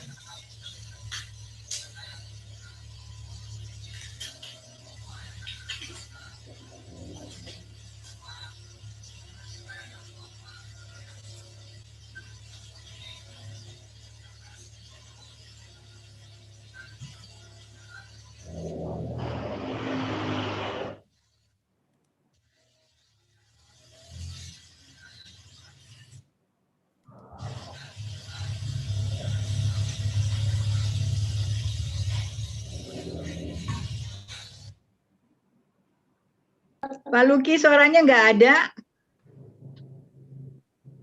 Pak Fajar, Pak Luki suaranya nggak ada. Saya coba share screen dulu dari sini ya. Barusan hilang ya, videonya belum. Nah, ini ada Pak sekarang ya. Suaranya ada Pak. Ada. Saya izin lagi ya. Izin. Moga-moga lebih ini. Mantap. Terima kasih sudah mendengar. Kali ini kita akan belajar membuat Dimajuin setengah Pak. enzim atau Aduh, gaptek ya ketahuan. ditemukan oleh Dr. Rosukon. Beliau adalah ketua Asosiasi Pertanian Organik Thailand dan beliau mewakafkan. Udah bagus. Maaf, ini ada yang lagi membuat rumput. Cara membuatnya mudah. Boleh molase, boleh gula, tapi nggak boleh gula pasir. Ini ada molase, kemudian ada air 10 liter, dan ada sampah sayur buah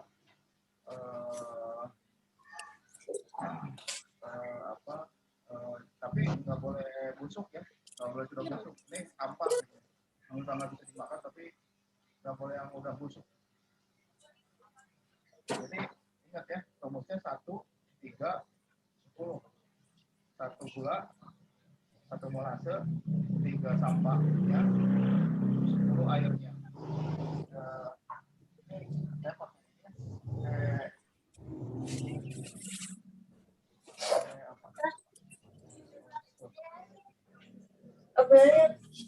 Ditimbang. Ditimbang. Timbang beratnya 3 kilo. Mama kiju, ini apa ya? Mama kiju, Dede. Masukin dulu ininya.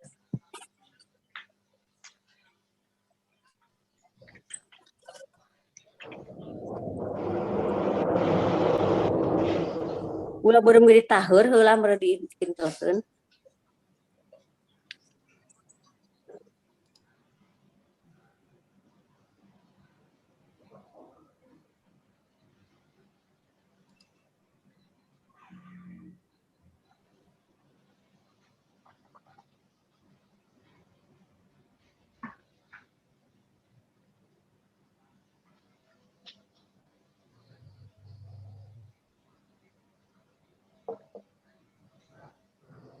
Kemudian masukin sampahnya. Ini ada minggu apa nih? Minggu apa? Markisa, buah naga, tomat cherry nih. Markisa, jeruk, kulit jeruk.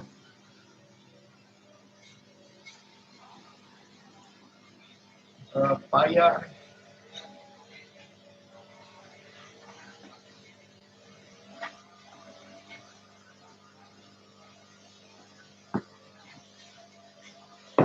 kulit panas, kemudian diremek-remek, dibijak-bijak, dihancurkan, dihancurkan sebisa mungkin.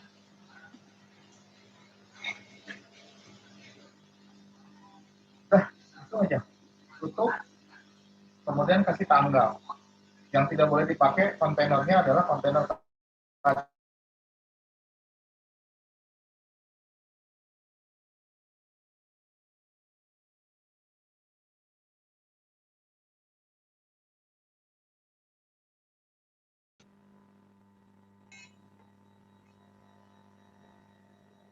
Ya, itu kayaknya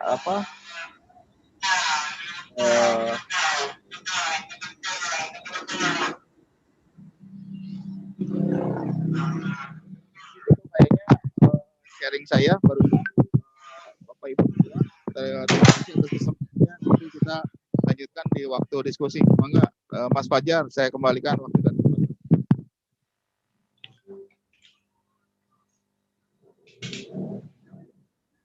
Bu Masni, silakan Bu.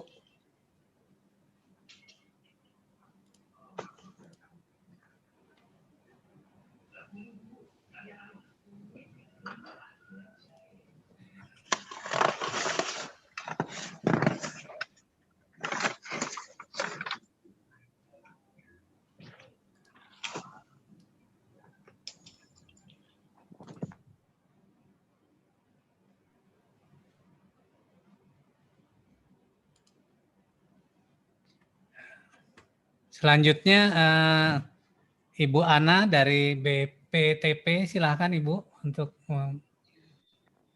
Baik, terima kasih Pak Fajar. Assalamualaikum warahmatullahi wabarakatuh. Waalaikumsalam. Ya, sebelumnya saya ucapkan terima kasih. Waalaikumsalam warahmatullahi wabarakatuh. Ya, terima kasih. Ya, sebelumnya saya ucapkan terima kasih kepada Bapak Profesor Haryono Siono dan Ibu Masni yang sudah memberikan kesempatan kepada saya untuk berbagi pada sore hari ini. Semoga materi yang saya sampaikan nanti tidak menggarami lautan ya Bapak Ibu ya. Ya, karena saya lihat di sini sudah banyak yang pakar begitu. Halo. Suara saya cukup terdengar ya Bapak Ibu? Terdengar Ibu. Ya. Bagus Bu. Alhamdulillah. Terdengar sekarang Bu. Ya, baik. Untuk materi apakah dari saya yang share atau dari Pak Monggo Pak, Fajri ya? monggo Pak. Bu, monggo. Monggo, iya Ibu. Iya, nggih. Silakan Bu. Baik.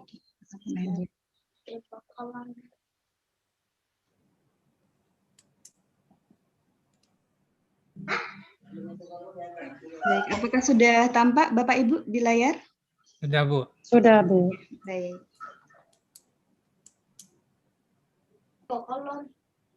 Sudah Ibu, sudah nampak. Oke, baik Pak, terima kasih.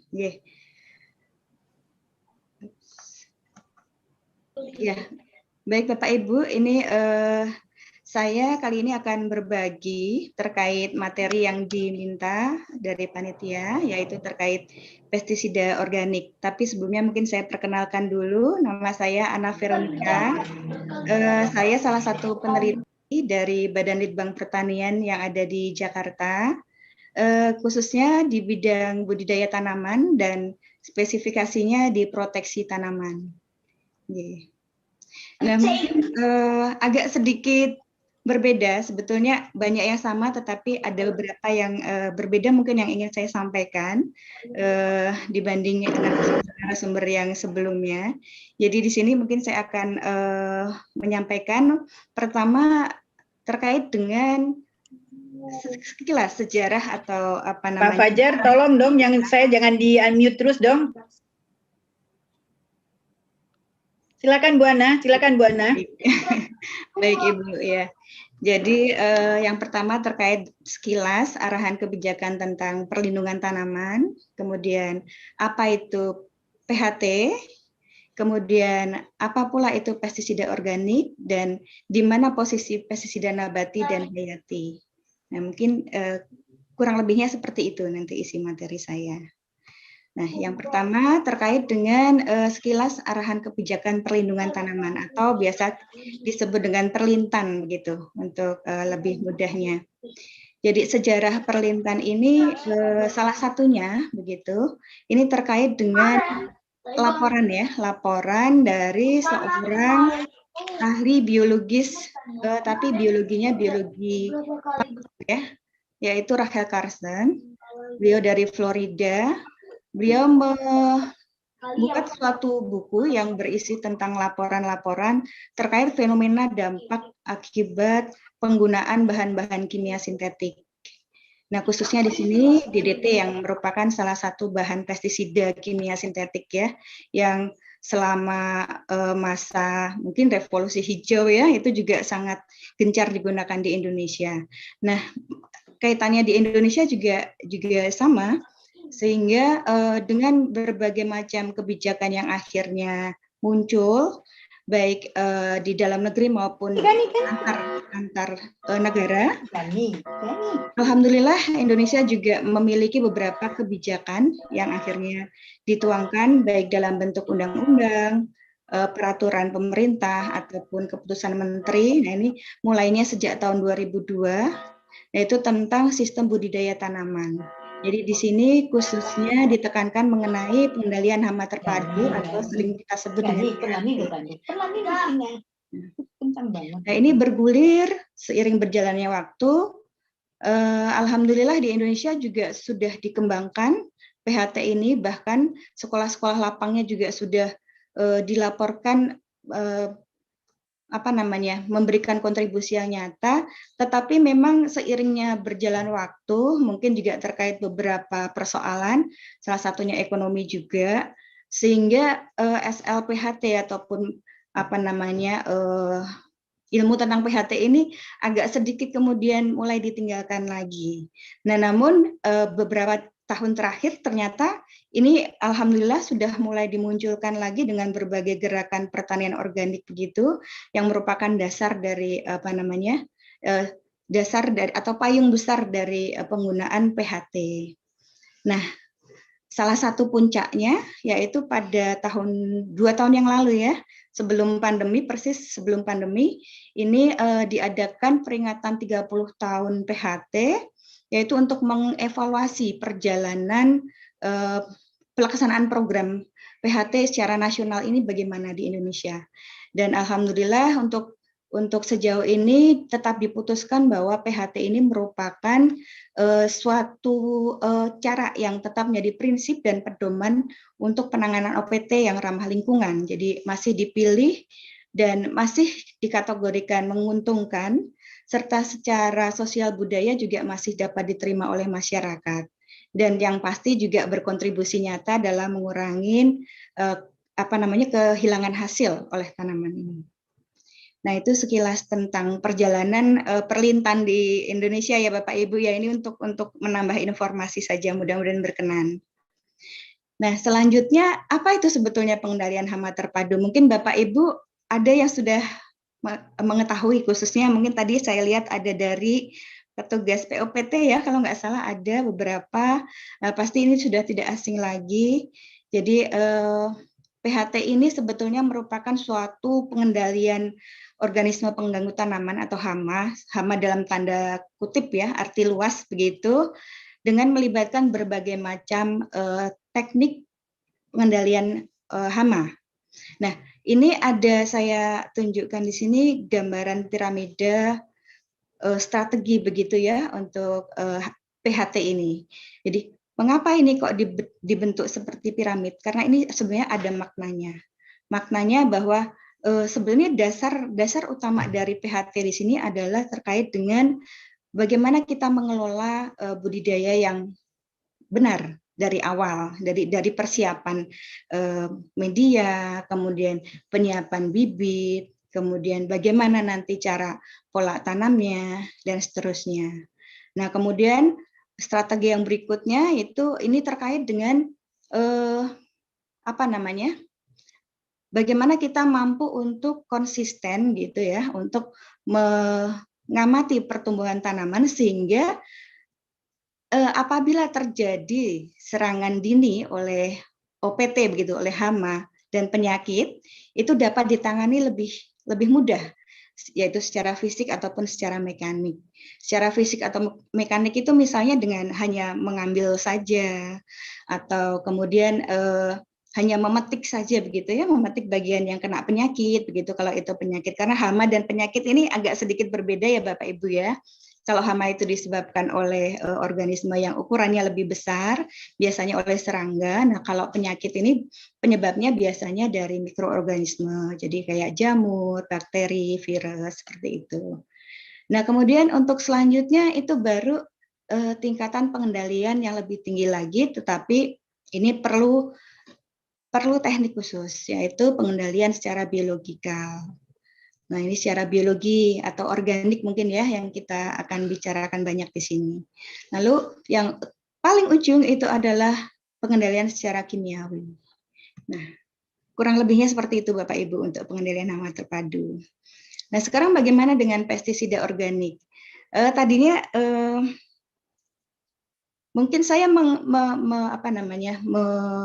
mengklasternya ya, Bapak Ibu ya. Di sini pestisida organik ini tidak hanya pestisida nabati saja. Jadi pestisida organik di sini sebetulnya ada juga yang disebut dengan pestisida hayati. Jadi kalau pestisida nabati itu ini sebetulnya dia bersifat kimiawi karena dia menggunakan senyawa-senyawa yang ada di dalam suatu benda, tapi kalau di sini bendanya benda organik gitu ya, benda hidup. Jadi berasal dari tanaman. Nah, meskipun dia kimiawi, tetapi dia mudah terdegradasi seperti tadi sudah disampaikan oleh Pak Fajar dan Pak Luki ya. Jadi sebetulnya pestisida ini nabati itu masih kategori pestisida kimiawi, tetapi bukan kimiawi yang sintetik seperti itu. Nah, kemudian apa itu pestisida hayati? Nah, pestisida hayati ini sebetulnya yang kategorinya tadi yang pengendalian biologis, secara biologis, yaitu dengan menggunakan musuh-musuh alami. Ya. Nah, di sini mungkin nanti agak sedikit berbeda dengan materi-materi sebelumnya.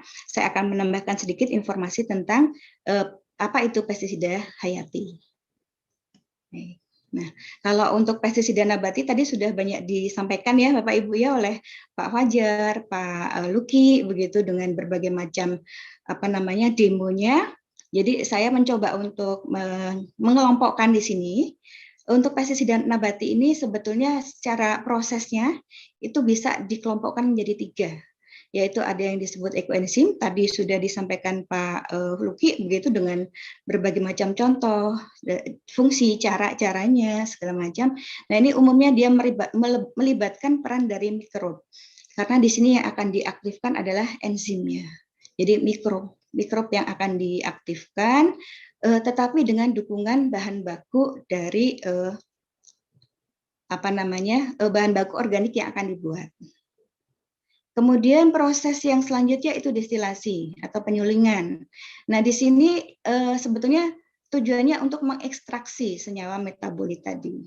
Nah, makanya mengapa kok yang nabati tadi masih dikategorikan sebagai dia pestisida kimia, itu karena dia menggunakan senyawa-senyawa metabolit yang ada pada bahan bakunya. Begitu, meskipun dia mudah terdegradasi.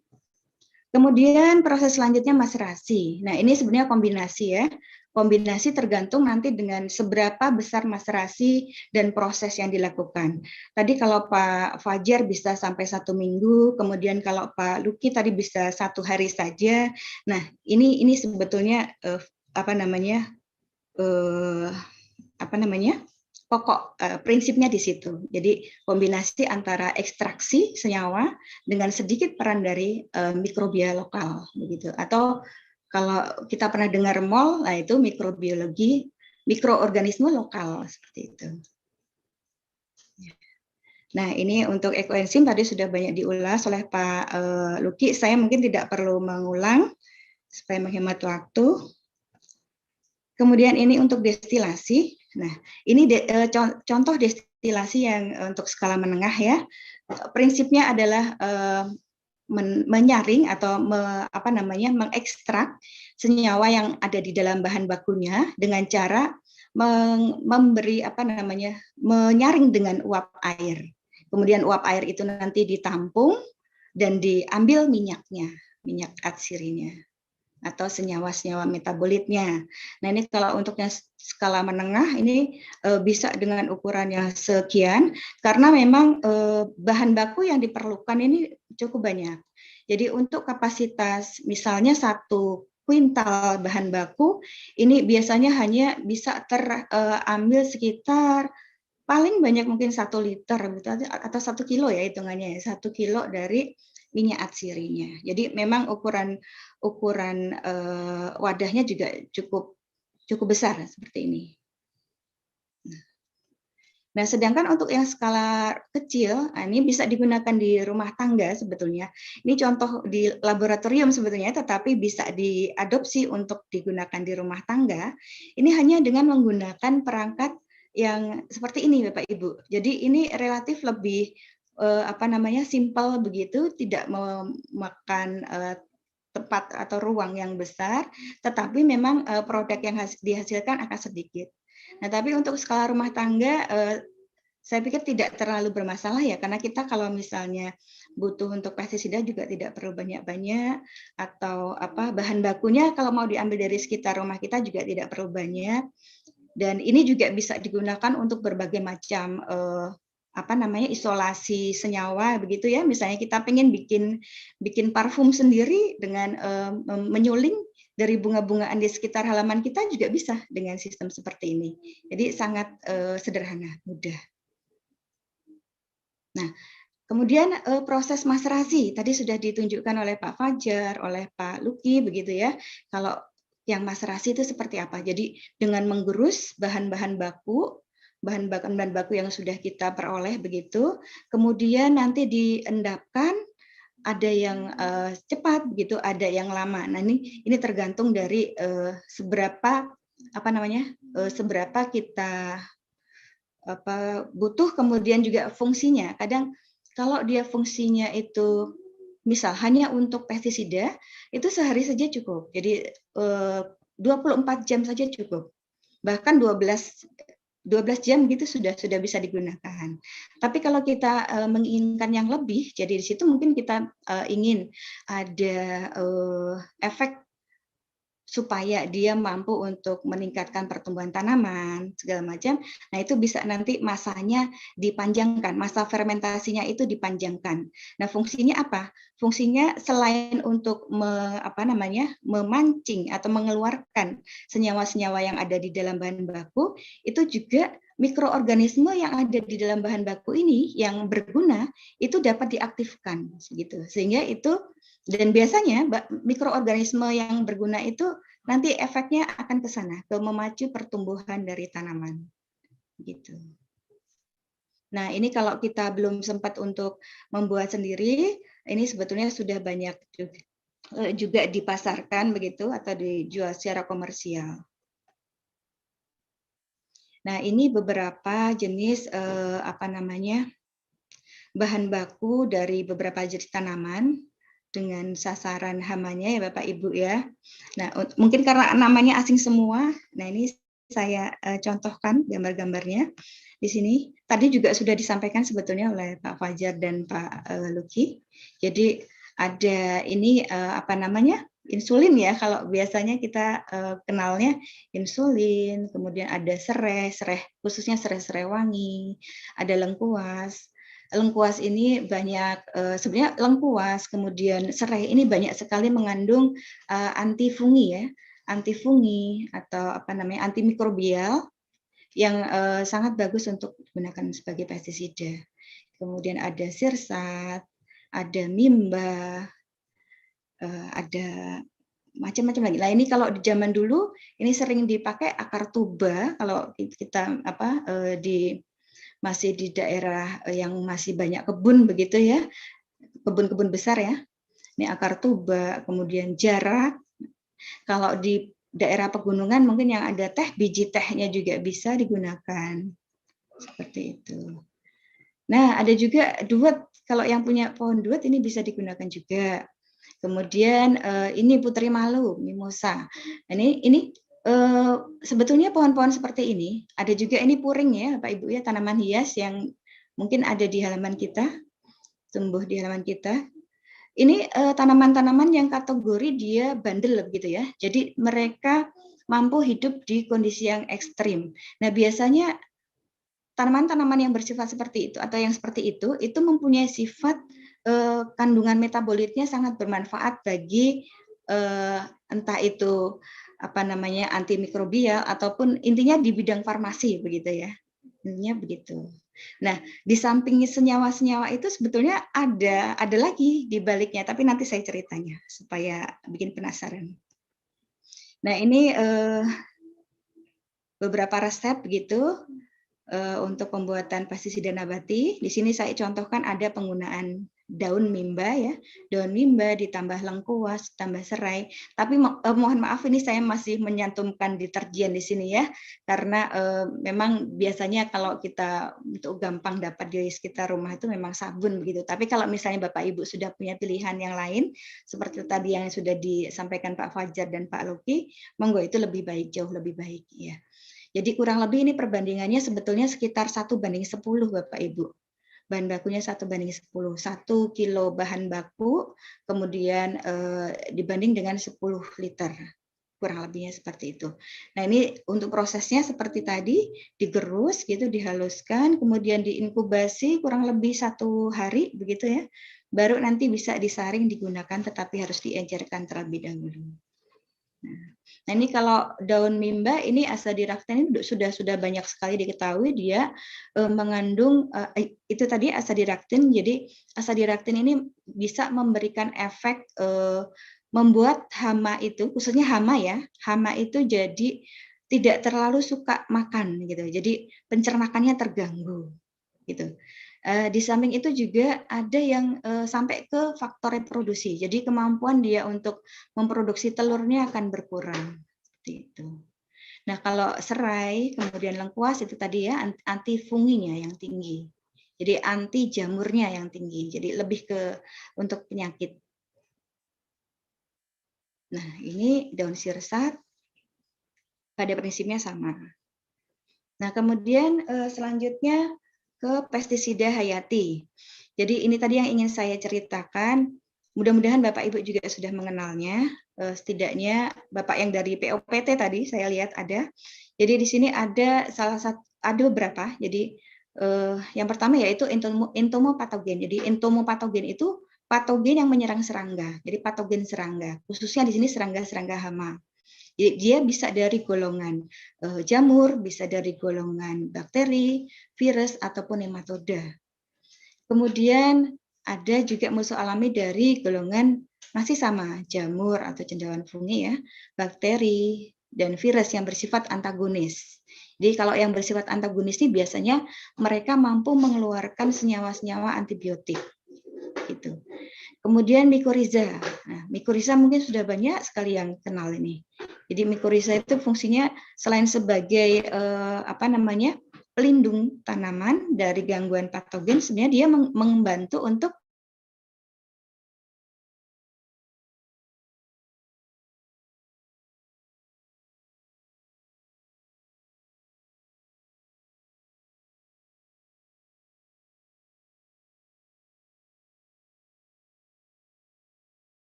Suaranya hilang, Bu. Suaranya hilang. Baru Bu, ini udah dirilis. Bu Ana, suaranya hilang, Bu Ana. Bu Ana.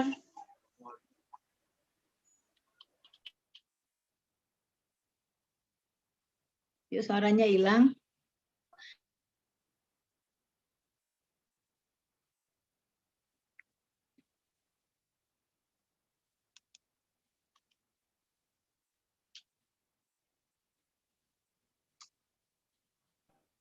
Udah selesai apa ya? Suaranya lagi hilang, Bu. Oh, kirain udah selesai. Ya, sepertinya tadi terputus ya Bapak Ibu ya. Ya, ada. Lanjut, Bu. Share ulang ya Bapak Ibu ya. Ya, lanjut, Bu, lanjut. Mirip kayak ya. Hilang lagi Bu Ana. Kalau gitu ay atau kemana? Coba deh yang di pada Pak Bi. Pasti screenshot. Aku sudah tulis. Pasti screenshot kok Bi. Di shoot.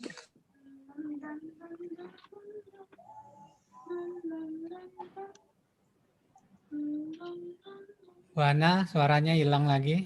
Suaranya hilang lagi, Bu Ana. Sinyalnya terputus nih.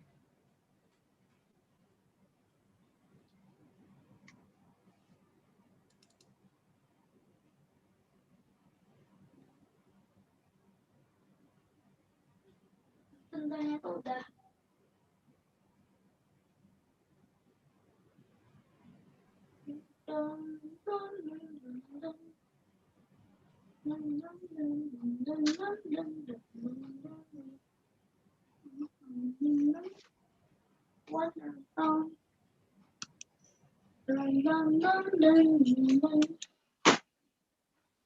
Bos kue.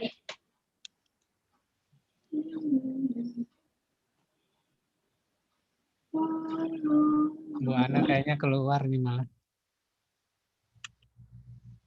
Dan nih, putus kayaknya nih, Pak. Ya. Lanjut pertanyaan-pertanyaan aja, Bu. Oh iya. Baik Bapak Ibu, karena mungkin ada masalah teknis, kita lanjut saja. Ada pertanyaan untuk Pak Luki, agak banyak pertanyaannya. Yang pertama, Pak Luki, pertanyaannya, apakah perbedaan enzoenzim dengan POC, pupuk organik cair? Itu yang pertama. Yang kedua, apa bisa? Satu-satu dulu boleh nggak? Nanti lupa. Silakan Pak. Silakan Pak. Jadi ekoenzim ini sebetulnya bisa digunakan sebagai pupuk cair ya. Tapi karena waktu panen itu biasanya ekoenzim yang terbaik itu kalau pH-nya di bawah 4. Ini kan asam. Nah, sebetulnya kalau asam di apa istilahnya diaplikasikan ke tanaman, si tanamannya itu nggak mau nyerap. Tanaman itu baru mau nyerap setelah dia netral. Nah, makanya harus diencerkan sampai 500 atau bahkan diencerkan dengan 500 atau 1000 bagian air sampai pH-nya netral kayak gitu. Jadi apa namanya bisa berfungsi sebagai pupuk cair karena tadi itu kan nutrisi-nutrisi yang dari buah-buahan, dari sayuran yang ada itu diekstrak oleh probiotik secara alami. Jadi di udara kita, di air yang di air yang di sekitar kita itu sebetulnya sudah ada bakteri-bakteri probiotik. Itu yang mengurai semua bahan baku sampah organik itu jadi pupuk cair. Kira-kira kayak gitu, Bu. Baik, Pak Luki. Ada lagi, Pak Luki. Ini pertanyaannya kayaknya banyak nih dari ibu-ibu nih. Apa bisa dibeli aja, Pak, itu yang ekoenzimnya, Pak Luki? Daripada bikin katanya gitu. Aduh, udah diajarin, Bu. Udah diajarin, Bu. Ini kan audiensnya kan nenek-nenek nih, Pak. Jadi umumnya yang udah jadi aja. Sebetulnya kalau ada yang dekat ke sini ngambil aja ke saya, selama persediaan masih ada saya kasih, nggak usah beli. Tapi saran saya bikin aja, Bu. Mudah kok, caranya mudah. Mungkin barangkali pada satu saat nanti Pak kita undang betul ke mudah-mudahan COVID-nya sudah berlalu, Pak. Jadi kita adakan tatap muka, Pak, pertemuannya jadi di PWRI, Pak, nanti. Amin. Nah, kayaknya nggak puas nih, Pak, kalau melihat cara-caranya tadi gitu, Pak. Baik, barangkali Pak Luki itu yang pertanyaan untuk Pak Luki, nggak tahu nih, ini kebanyakan memang tadi pertanyaannya untuk ada yang untuk Ibu Ana, tapi Ibu Ananya belum udah putus nih, nggak tersambung lagi kayaknya. Mungkin Pak Fajar mau menambah atau Pak Luki mau menambahkan yang lain, Pak, silakan karena kita sampai jam 3 ini masih ada waktu, Pak. Oke, sebetulnya saya mau minta izin juga. Saya itu tadi kan foundernya Rumah Kayu Permaculture. Permaculture itu apa? Permaculture itu permanent culture atau permanen agriculture. Jadi ceritanya Bapak Ibu semua, Indonesia itu sudah punya kemandirian pangan bahkan energi udah sejak lama, itu ratusan tahun. Jadi dari Aceh sampai ke Lampung, dari Kalimantan itu ada 35 suku yang udah permaculture, suku Dayak itu, kemudian Jawa Barat, Jawa Tengah, Jawa Timur, dan jadi Indonesia itu udah luar biasa, Bapak Ibu semua. Ini contohnya kalau yang di Jawa Barat itu ada Baduy, ada Cipta Gelar, suku Naga, dan banyak-banyak lah. Di Cipta Gelar itu, Bapak Ibu semua, gudang untuk masyarakat yang paling miskin, yang paling kecil itu hanya mampu menahan untuk 6 tahun. Jadi punya stok makanan untuk 6 tahun. Itu pun kalau tidak menghasilkan, dan selama ini mereka menghasilkan terus gitu. Mereka bergerak terus gitu. Nah ini kalau pas masa pandemi kayak gini kan, apakah ketahanan pangan itu sudah ada di rumah kita masing-masing atau belum? Kalau orang Baduy, orang Cipta Gelar itu ada pandemi, lockdown, mereka malah nantang mau berapa tahun katanya. Saya yang orang paling miskinnya aja sanggup untuk 6 tahun katanya lockdown gitu. Kalau kita kayaknya 2 minggu udah nggak ada beras, udah nggak ada telur. Nah makanya sebetulnya permaculture itu sebetulnya mohon izin Bapak Ibu semua, nanti moga-moga Mas Fajar ada waktu untuk saya akan sharing juga sedikit apa itu permaculture di WA Group, siapa tahu berkenan, nanti saya akan sharing secara lengkap gitu. Jadi permaculture itu adalah permanent culture yang sudah dimiliki oleh budaya yang sudah dimiliki oleh nenek moyang kita sejak lama, dan itu adalah ketahanan pangan banget gitu, kemandirian pangan banget gitu ya, yang harusnya Indonesia gitu. Indonesia itu harusnya udah ketahanan pangan gitu, tapi kok mohon maaf ya, semua impor, semua beli dari luar gitu ya. Bahkan garam juga impor gitu ya. Mohon maaf ya. Harusnya Indonesia udah punya banget gitu. Itu aja kayaknya tambahannya, Bu. Ya, baik Pak Luki. Barangkali Pak Luki kalau boleh minta alamat Pak Luki ditulis di chat, Pak. Jadi nanti biar dicatat sama ibu-ibu atau bapak-bapak. Tulis di chat Pak alamatnya atau nomor HP-nya. Nomor HP-nya aja ya, nanti saya share. Ya. Baik, atau mungkin Pak Fajar masih ada yang mau ditambahkan? Alamatnya Pak Luki itu di Cimahi, Bandung. Cimahi, Bandung. Tempatnya bagus sekali di bukit gitu ya, belakangnya masih asri. Masih banyak binatang buas ya Pak Luki ya. Loh, kok masih ada batang buas di Cimahi? Ya, di lembah dia di belakangnya tuh masih asli lah. Rezeki saya memang bikin permaculture, lahan 1,2 hektar itu yang 9.000 saya jadikan konservasi, Bu. Oh, begitu ya, Pak. Ya, memang ada teknik-teknik kalau di kami orang-orang permaculture itu bagaimana kami memberi sedekah pada alam. Jadi permaculture itu mengajarkan yang pertama contoh adalah etika permaculture yang pertama adalah peduli pada bumi ya. Suka bumi, peduli pada bumi. Peduli pada bumi itu adalah dari rasa syukur kita kepada Allah. Kita sudah diberi bumi yang sedemikian sempurna ya, semua bisa hidup, sumber daya alamnya luar biasa Indonesia ini. Jokesnya Ridwan Kamil itu Indonesia dibuat ketika Tuhan lagi tersenyum katanya kayak gitu. Itu kayaknya bener banget. Kita nggak punya padang pasir, kita nggak punya salju, kita nggak punya badai, hujan itu kayaknya ya terus menerus gitu ya. Tapi mohon maaf nih, banyak orang yang tidak mau menampung air hujan. Ini contohnya gitu. Sebetulnya panen hujan itu dianjurkan banget. Contoh lain, Allah udah kasih kita matahari, tapi banyak. Halo, di mana Bu Ana? Assalamualaikum. Iya, itu maaf ini jaringan. Terus Pak Luki. Putus ya, Pak? Terus Pak. Ya, jadi maksud saya kayak gitu, Pak. Nanti moga-moga ada waktu untuk sharing soal permaculture, tapi nggak akan sanggup waktunya mepet. Nanti kita bikin acara lagi, Pak. Ya siap. Jadi alamat saya itu kalau di Google Map cari aja rumah kayu permaculture. Itu insya Allah ada. Dan saya sedang buat Pak Mas Fajar, saya sedang buat yang kedua, yang ketiga dan yang keempat itu di Magelang, Temanggung, Magelang. Waduh, mantap Pak. Yang penting kalau sampai sana, combro jangan lupa goreng. Siap. Amin. Moga-moga kita bisa tetap silaturahmi, Pak. Ya. Gitu Ibu Masni. Jadi tadi kalau ada pertanyaan bisa beli atau enggak. Pak Luki, iya Pak Fajar, ini sudah masuk di chat nih Pak. Gimana kalau kita jalan-jalan ke tempat Pak Luki katanya, sekalian belajar gitu membuat pestisida. Ya Bu. Iya. Harus dari pagi-pagi ke sana biar dapat makan siang di tempat Pak Luki. Jangan pas puasa ya. Oh iya Pak, nanti kalau sudah selesai puasa Pak Luki. Bagus ini sekali ibu-ibu, tempatnya. nenek-nenek ini kadang-kadang dia suka jalan-jalan nih Pak. Jadi itu di tempatnya Pak Luki kita bisa lihat langsung perbedaan antara yang organik dan bukan organik karena bersebelahan langsung ya Pak Luki ya. Jadi ada yang organik, ada yang non organiknya nih ya. Bukan, yang non-organiknya itu warga masyarakat sekitar, Bu. Jadi memang luar biasa perjuangan kami. Dari 2010 kita berusaha men-share soal organik ini. Tapi sulit sekali. Masyarakat itu istilahnya menilai saya, siapa sih kamu anak kemarin sore, anak ingusan. Saya dari lahir katanya udah pegang cangkul, sampai kayak gitu, Bu. Jadi tetap sabar, Pak. Saya ngajarin kompos, mereka nggak mau tahu, ngajarin bikin pestisida nggak mau pakai, pokoknya udahlah inilah ya apa berat, lumayan berat lah perjuangannya. Iya, ya begitulah Pak. Jadi memang situasinya kita agak berbeda. Mereka tidak tahu bahwa itu yang non organik itu malah membuat penyakit, dia nggak tahu itu Pak. Ya.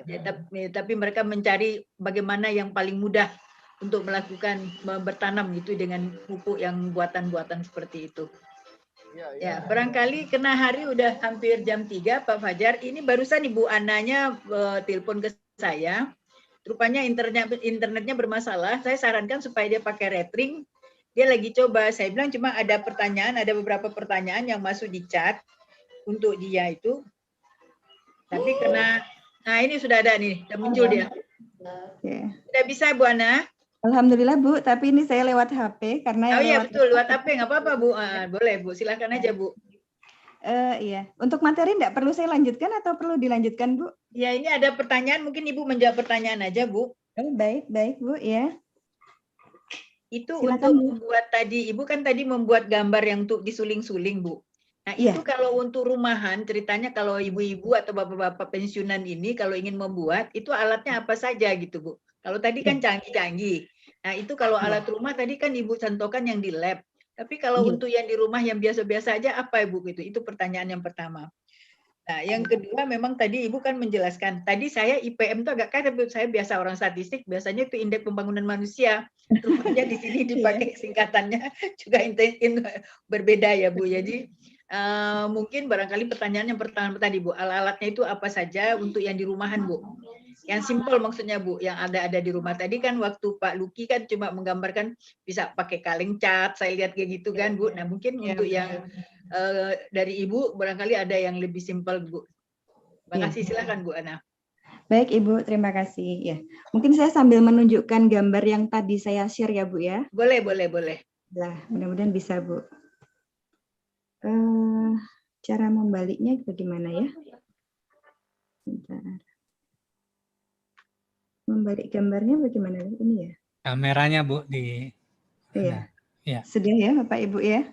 Nah, ya. Iya. Jadi ini pada prinsipnya yang diperlukan kalau untuk distilasi di lab itu kan ada kompornya ya Bapak Ibu ya, ada ada pemanasnya, begitu. Ini bisa kompor, bisa menggunakan kompor listrik gitu Bapak Ibu. Kalau misalnya takut nanti misal ada takut meledak atau gimana begitu ya. Ini karena ada tekanan begitu. Jadi bisa diganti kompor-kompor listrik saja dengan tekanan yang nanti tidak terlalu tinggi. Kemudian wadah ini harus wadah yang kaca begitu. Dan untuk penyambung antara wadah ini dengan pipa di sini, ini sebaiknya harus rapat.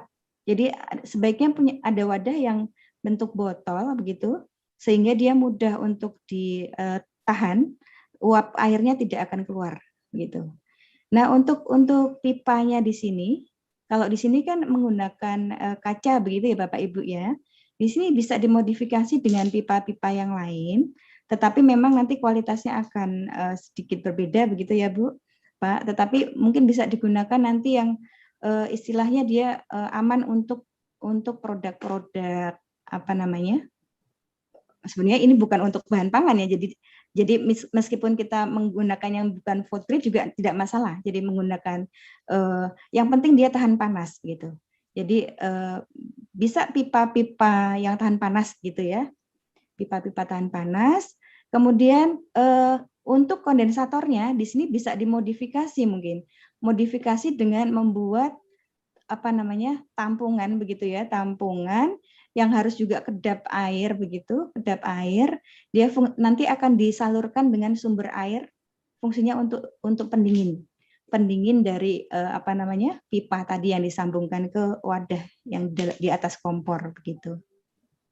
Nah, apabila ini sudah airnya sudah masuk, sudah bisa mendinginkan, nanti sudah ada kondensasi, jadi hasil pengembunan sudah bisa ditampung. Nah, untuk tampungan di sini juga bisa menggunakan corong biasa atau langsung dari mulut corongnya tadi bisa langsung ditampung. Cuma untuk memilah minyaknya yang nanti yang agak sulit. Nah, akan lebih bagus kalau memang menggunakan corong-corong laboratorium seperti ini. Jadi untuk memisahkannya lebih gampang. Dan sebetulnya untuk peralatan seperti ini misalnya kita mencari di di toko-toko online begitu sudah banyak dengan harga yang cukup terjangkau. Begitu Bapak Ibu, kurang lebihnya. Ya, mohon maaf kalau ada masih dirasa kurang memuaskan jawabannya. Begitu Bu Marni? Ya, baik Bu Ana. Barangkali Bapak-bapak dan Ibu-ibu yang peserta webinar, kalau ada yang mau masih bertanya, dipersilakan Bu. Silakan kalau ada yang mau tunjuk tangan, mau ikut lagi, mau ada yang bertanya. Ya. Bertanya tuh Bapak Dadang. Ya, terima kasih Bunda. Silakan, ya, Pak Dadang silakan Pak. Pertama-tama terima kasih kepada Kang Luki, Bu Ana sama Pak Fajar. Fajar ya. Atas curahan ilmunya. Tentu ini tidak bisa sekilas begini, kita perlu pendalaman. Misalnya kalau ada ide, kita mungkin beragrowisata ke tempat Kang Luki itu di Cimahi itu tempat kelahiran istri saya di sana. Di Jalan Kolonel Mastur ya, Kang Luki. Ya, betul Pak. Ke atas ya. Saya sering ke sana. Nanti mungkin suatu ketika sudah aman semua dari COVID dan lain-lainnya, saya akan menuju ke sana. Sendiri aja saya. Asal janjian dulu Pak. Saya kadang-kadang di Magelang Pak. Saya punya proyek yang sama di Magelang. Mohon kayak di telepon Ya, Pak. Ya, baik Pak Dadang, itu aja Pak Dadang. Baik. Itu aja juga Kang Luki. Tadi ada saran kan bagaimana kalau itu sudah bisa dipasarkan, itu ada maksud baik. Jadi maksudnya daripada tadi itu kalau ibu-ibu udah sepuh gitu bikin sendiri susah, maksudnya juga untuk dipasarkan juga melalui Maporina begitu itunya. Ada contohnya, bisa produk. Online juga bisa kan Pak Luki? Kalau bisa online kan lebih asik tuh Pak. Iya betul. Iya. Itu saja juga, makasih ya. Ya Pak Dadang, baik Pak Dadang. Tadi udah jadi Pak Luki ini udah ada lagi pesanan untuk berkunjung nih Pak. Nanti kita adakan wisata untuk ke sana Pak Luki. Siap-siap aja Pak Luki nerima kami nanti. Baik Pak Dadang, nanti kita atur Pak Dadang. Saya share nanti kita atur. Saya Bu. Ya, ini ada juga tadi pertanyaan yang masuk nih Pak Dadang. Itu apakah daun nimba itu bisa dengan dengan untuk Ibu Ana ya? Ibu Ana, ada daun nimba itu apa bisa diganti dengan yang lain Bu? Silakan Bu. Baik Ibu, terima kasih. Untuk daun nimba ini ada yang hampir mirip ya Bu ya fungsinya. Itu pohon-pohonnya juga mirip-mirip. Ini mindi. Kalau orang Jawa bilang mindi. Nah ini hampir dari dari morfologinya begitu hampir sama, tetapi memang bentuk daunnya agak sedikit berbeda. Nah cuma memang dibandingkan dengan mimba, dia bahannya lebih kuat mimba. Begitu. Tapi ini bisa menggantikan. Ya. Baik, ya baik. Masih ada pertanyaan lagi? Persilakan kalau ada masih Bapak Ibu peserta webinar yang masih ingin bertanya. Mumpung narasumbernya masih menerima, kita masih ada waktu 1 menit kira-kira. Kalau sudah tidak ada yang tunjuk tangan, saya mau menutup acara ini. Pertama kali saya ucapkan terima kasih kepada para narasumber yang bukan main luar biasa hebatnya, yang sudah memberikan ilmunya kepada kami semua. Dan tentu ini tadi seperti disampaikan, karena ini kelihatannya perlu juga pendalaman, artinya mungkin untuk lain kali kita akan mengundang lagi ke Ibu. Mungkin mudah-mudahan COVID-nya cepat berlalu, kita bisa langsung untuk tatap muka mungkin di kantor PWRI atau di Haryono Center gitu Pak. Jadi kita punya tempat untuk kegiatan gitu. Jadi barangkali itu pertama saya ucapkan terima kasih kepada Bapak dan Ibu narasumber yang sudah memberikan ilmunya kepada kami semua.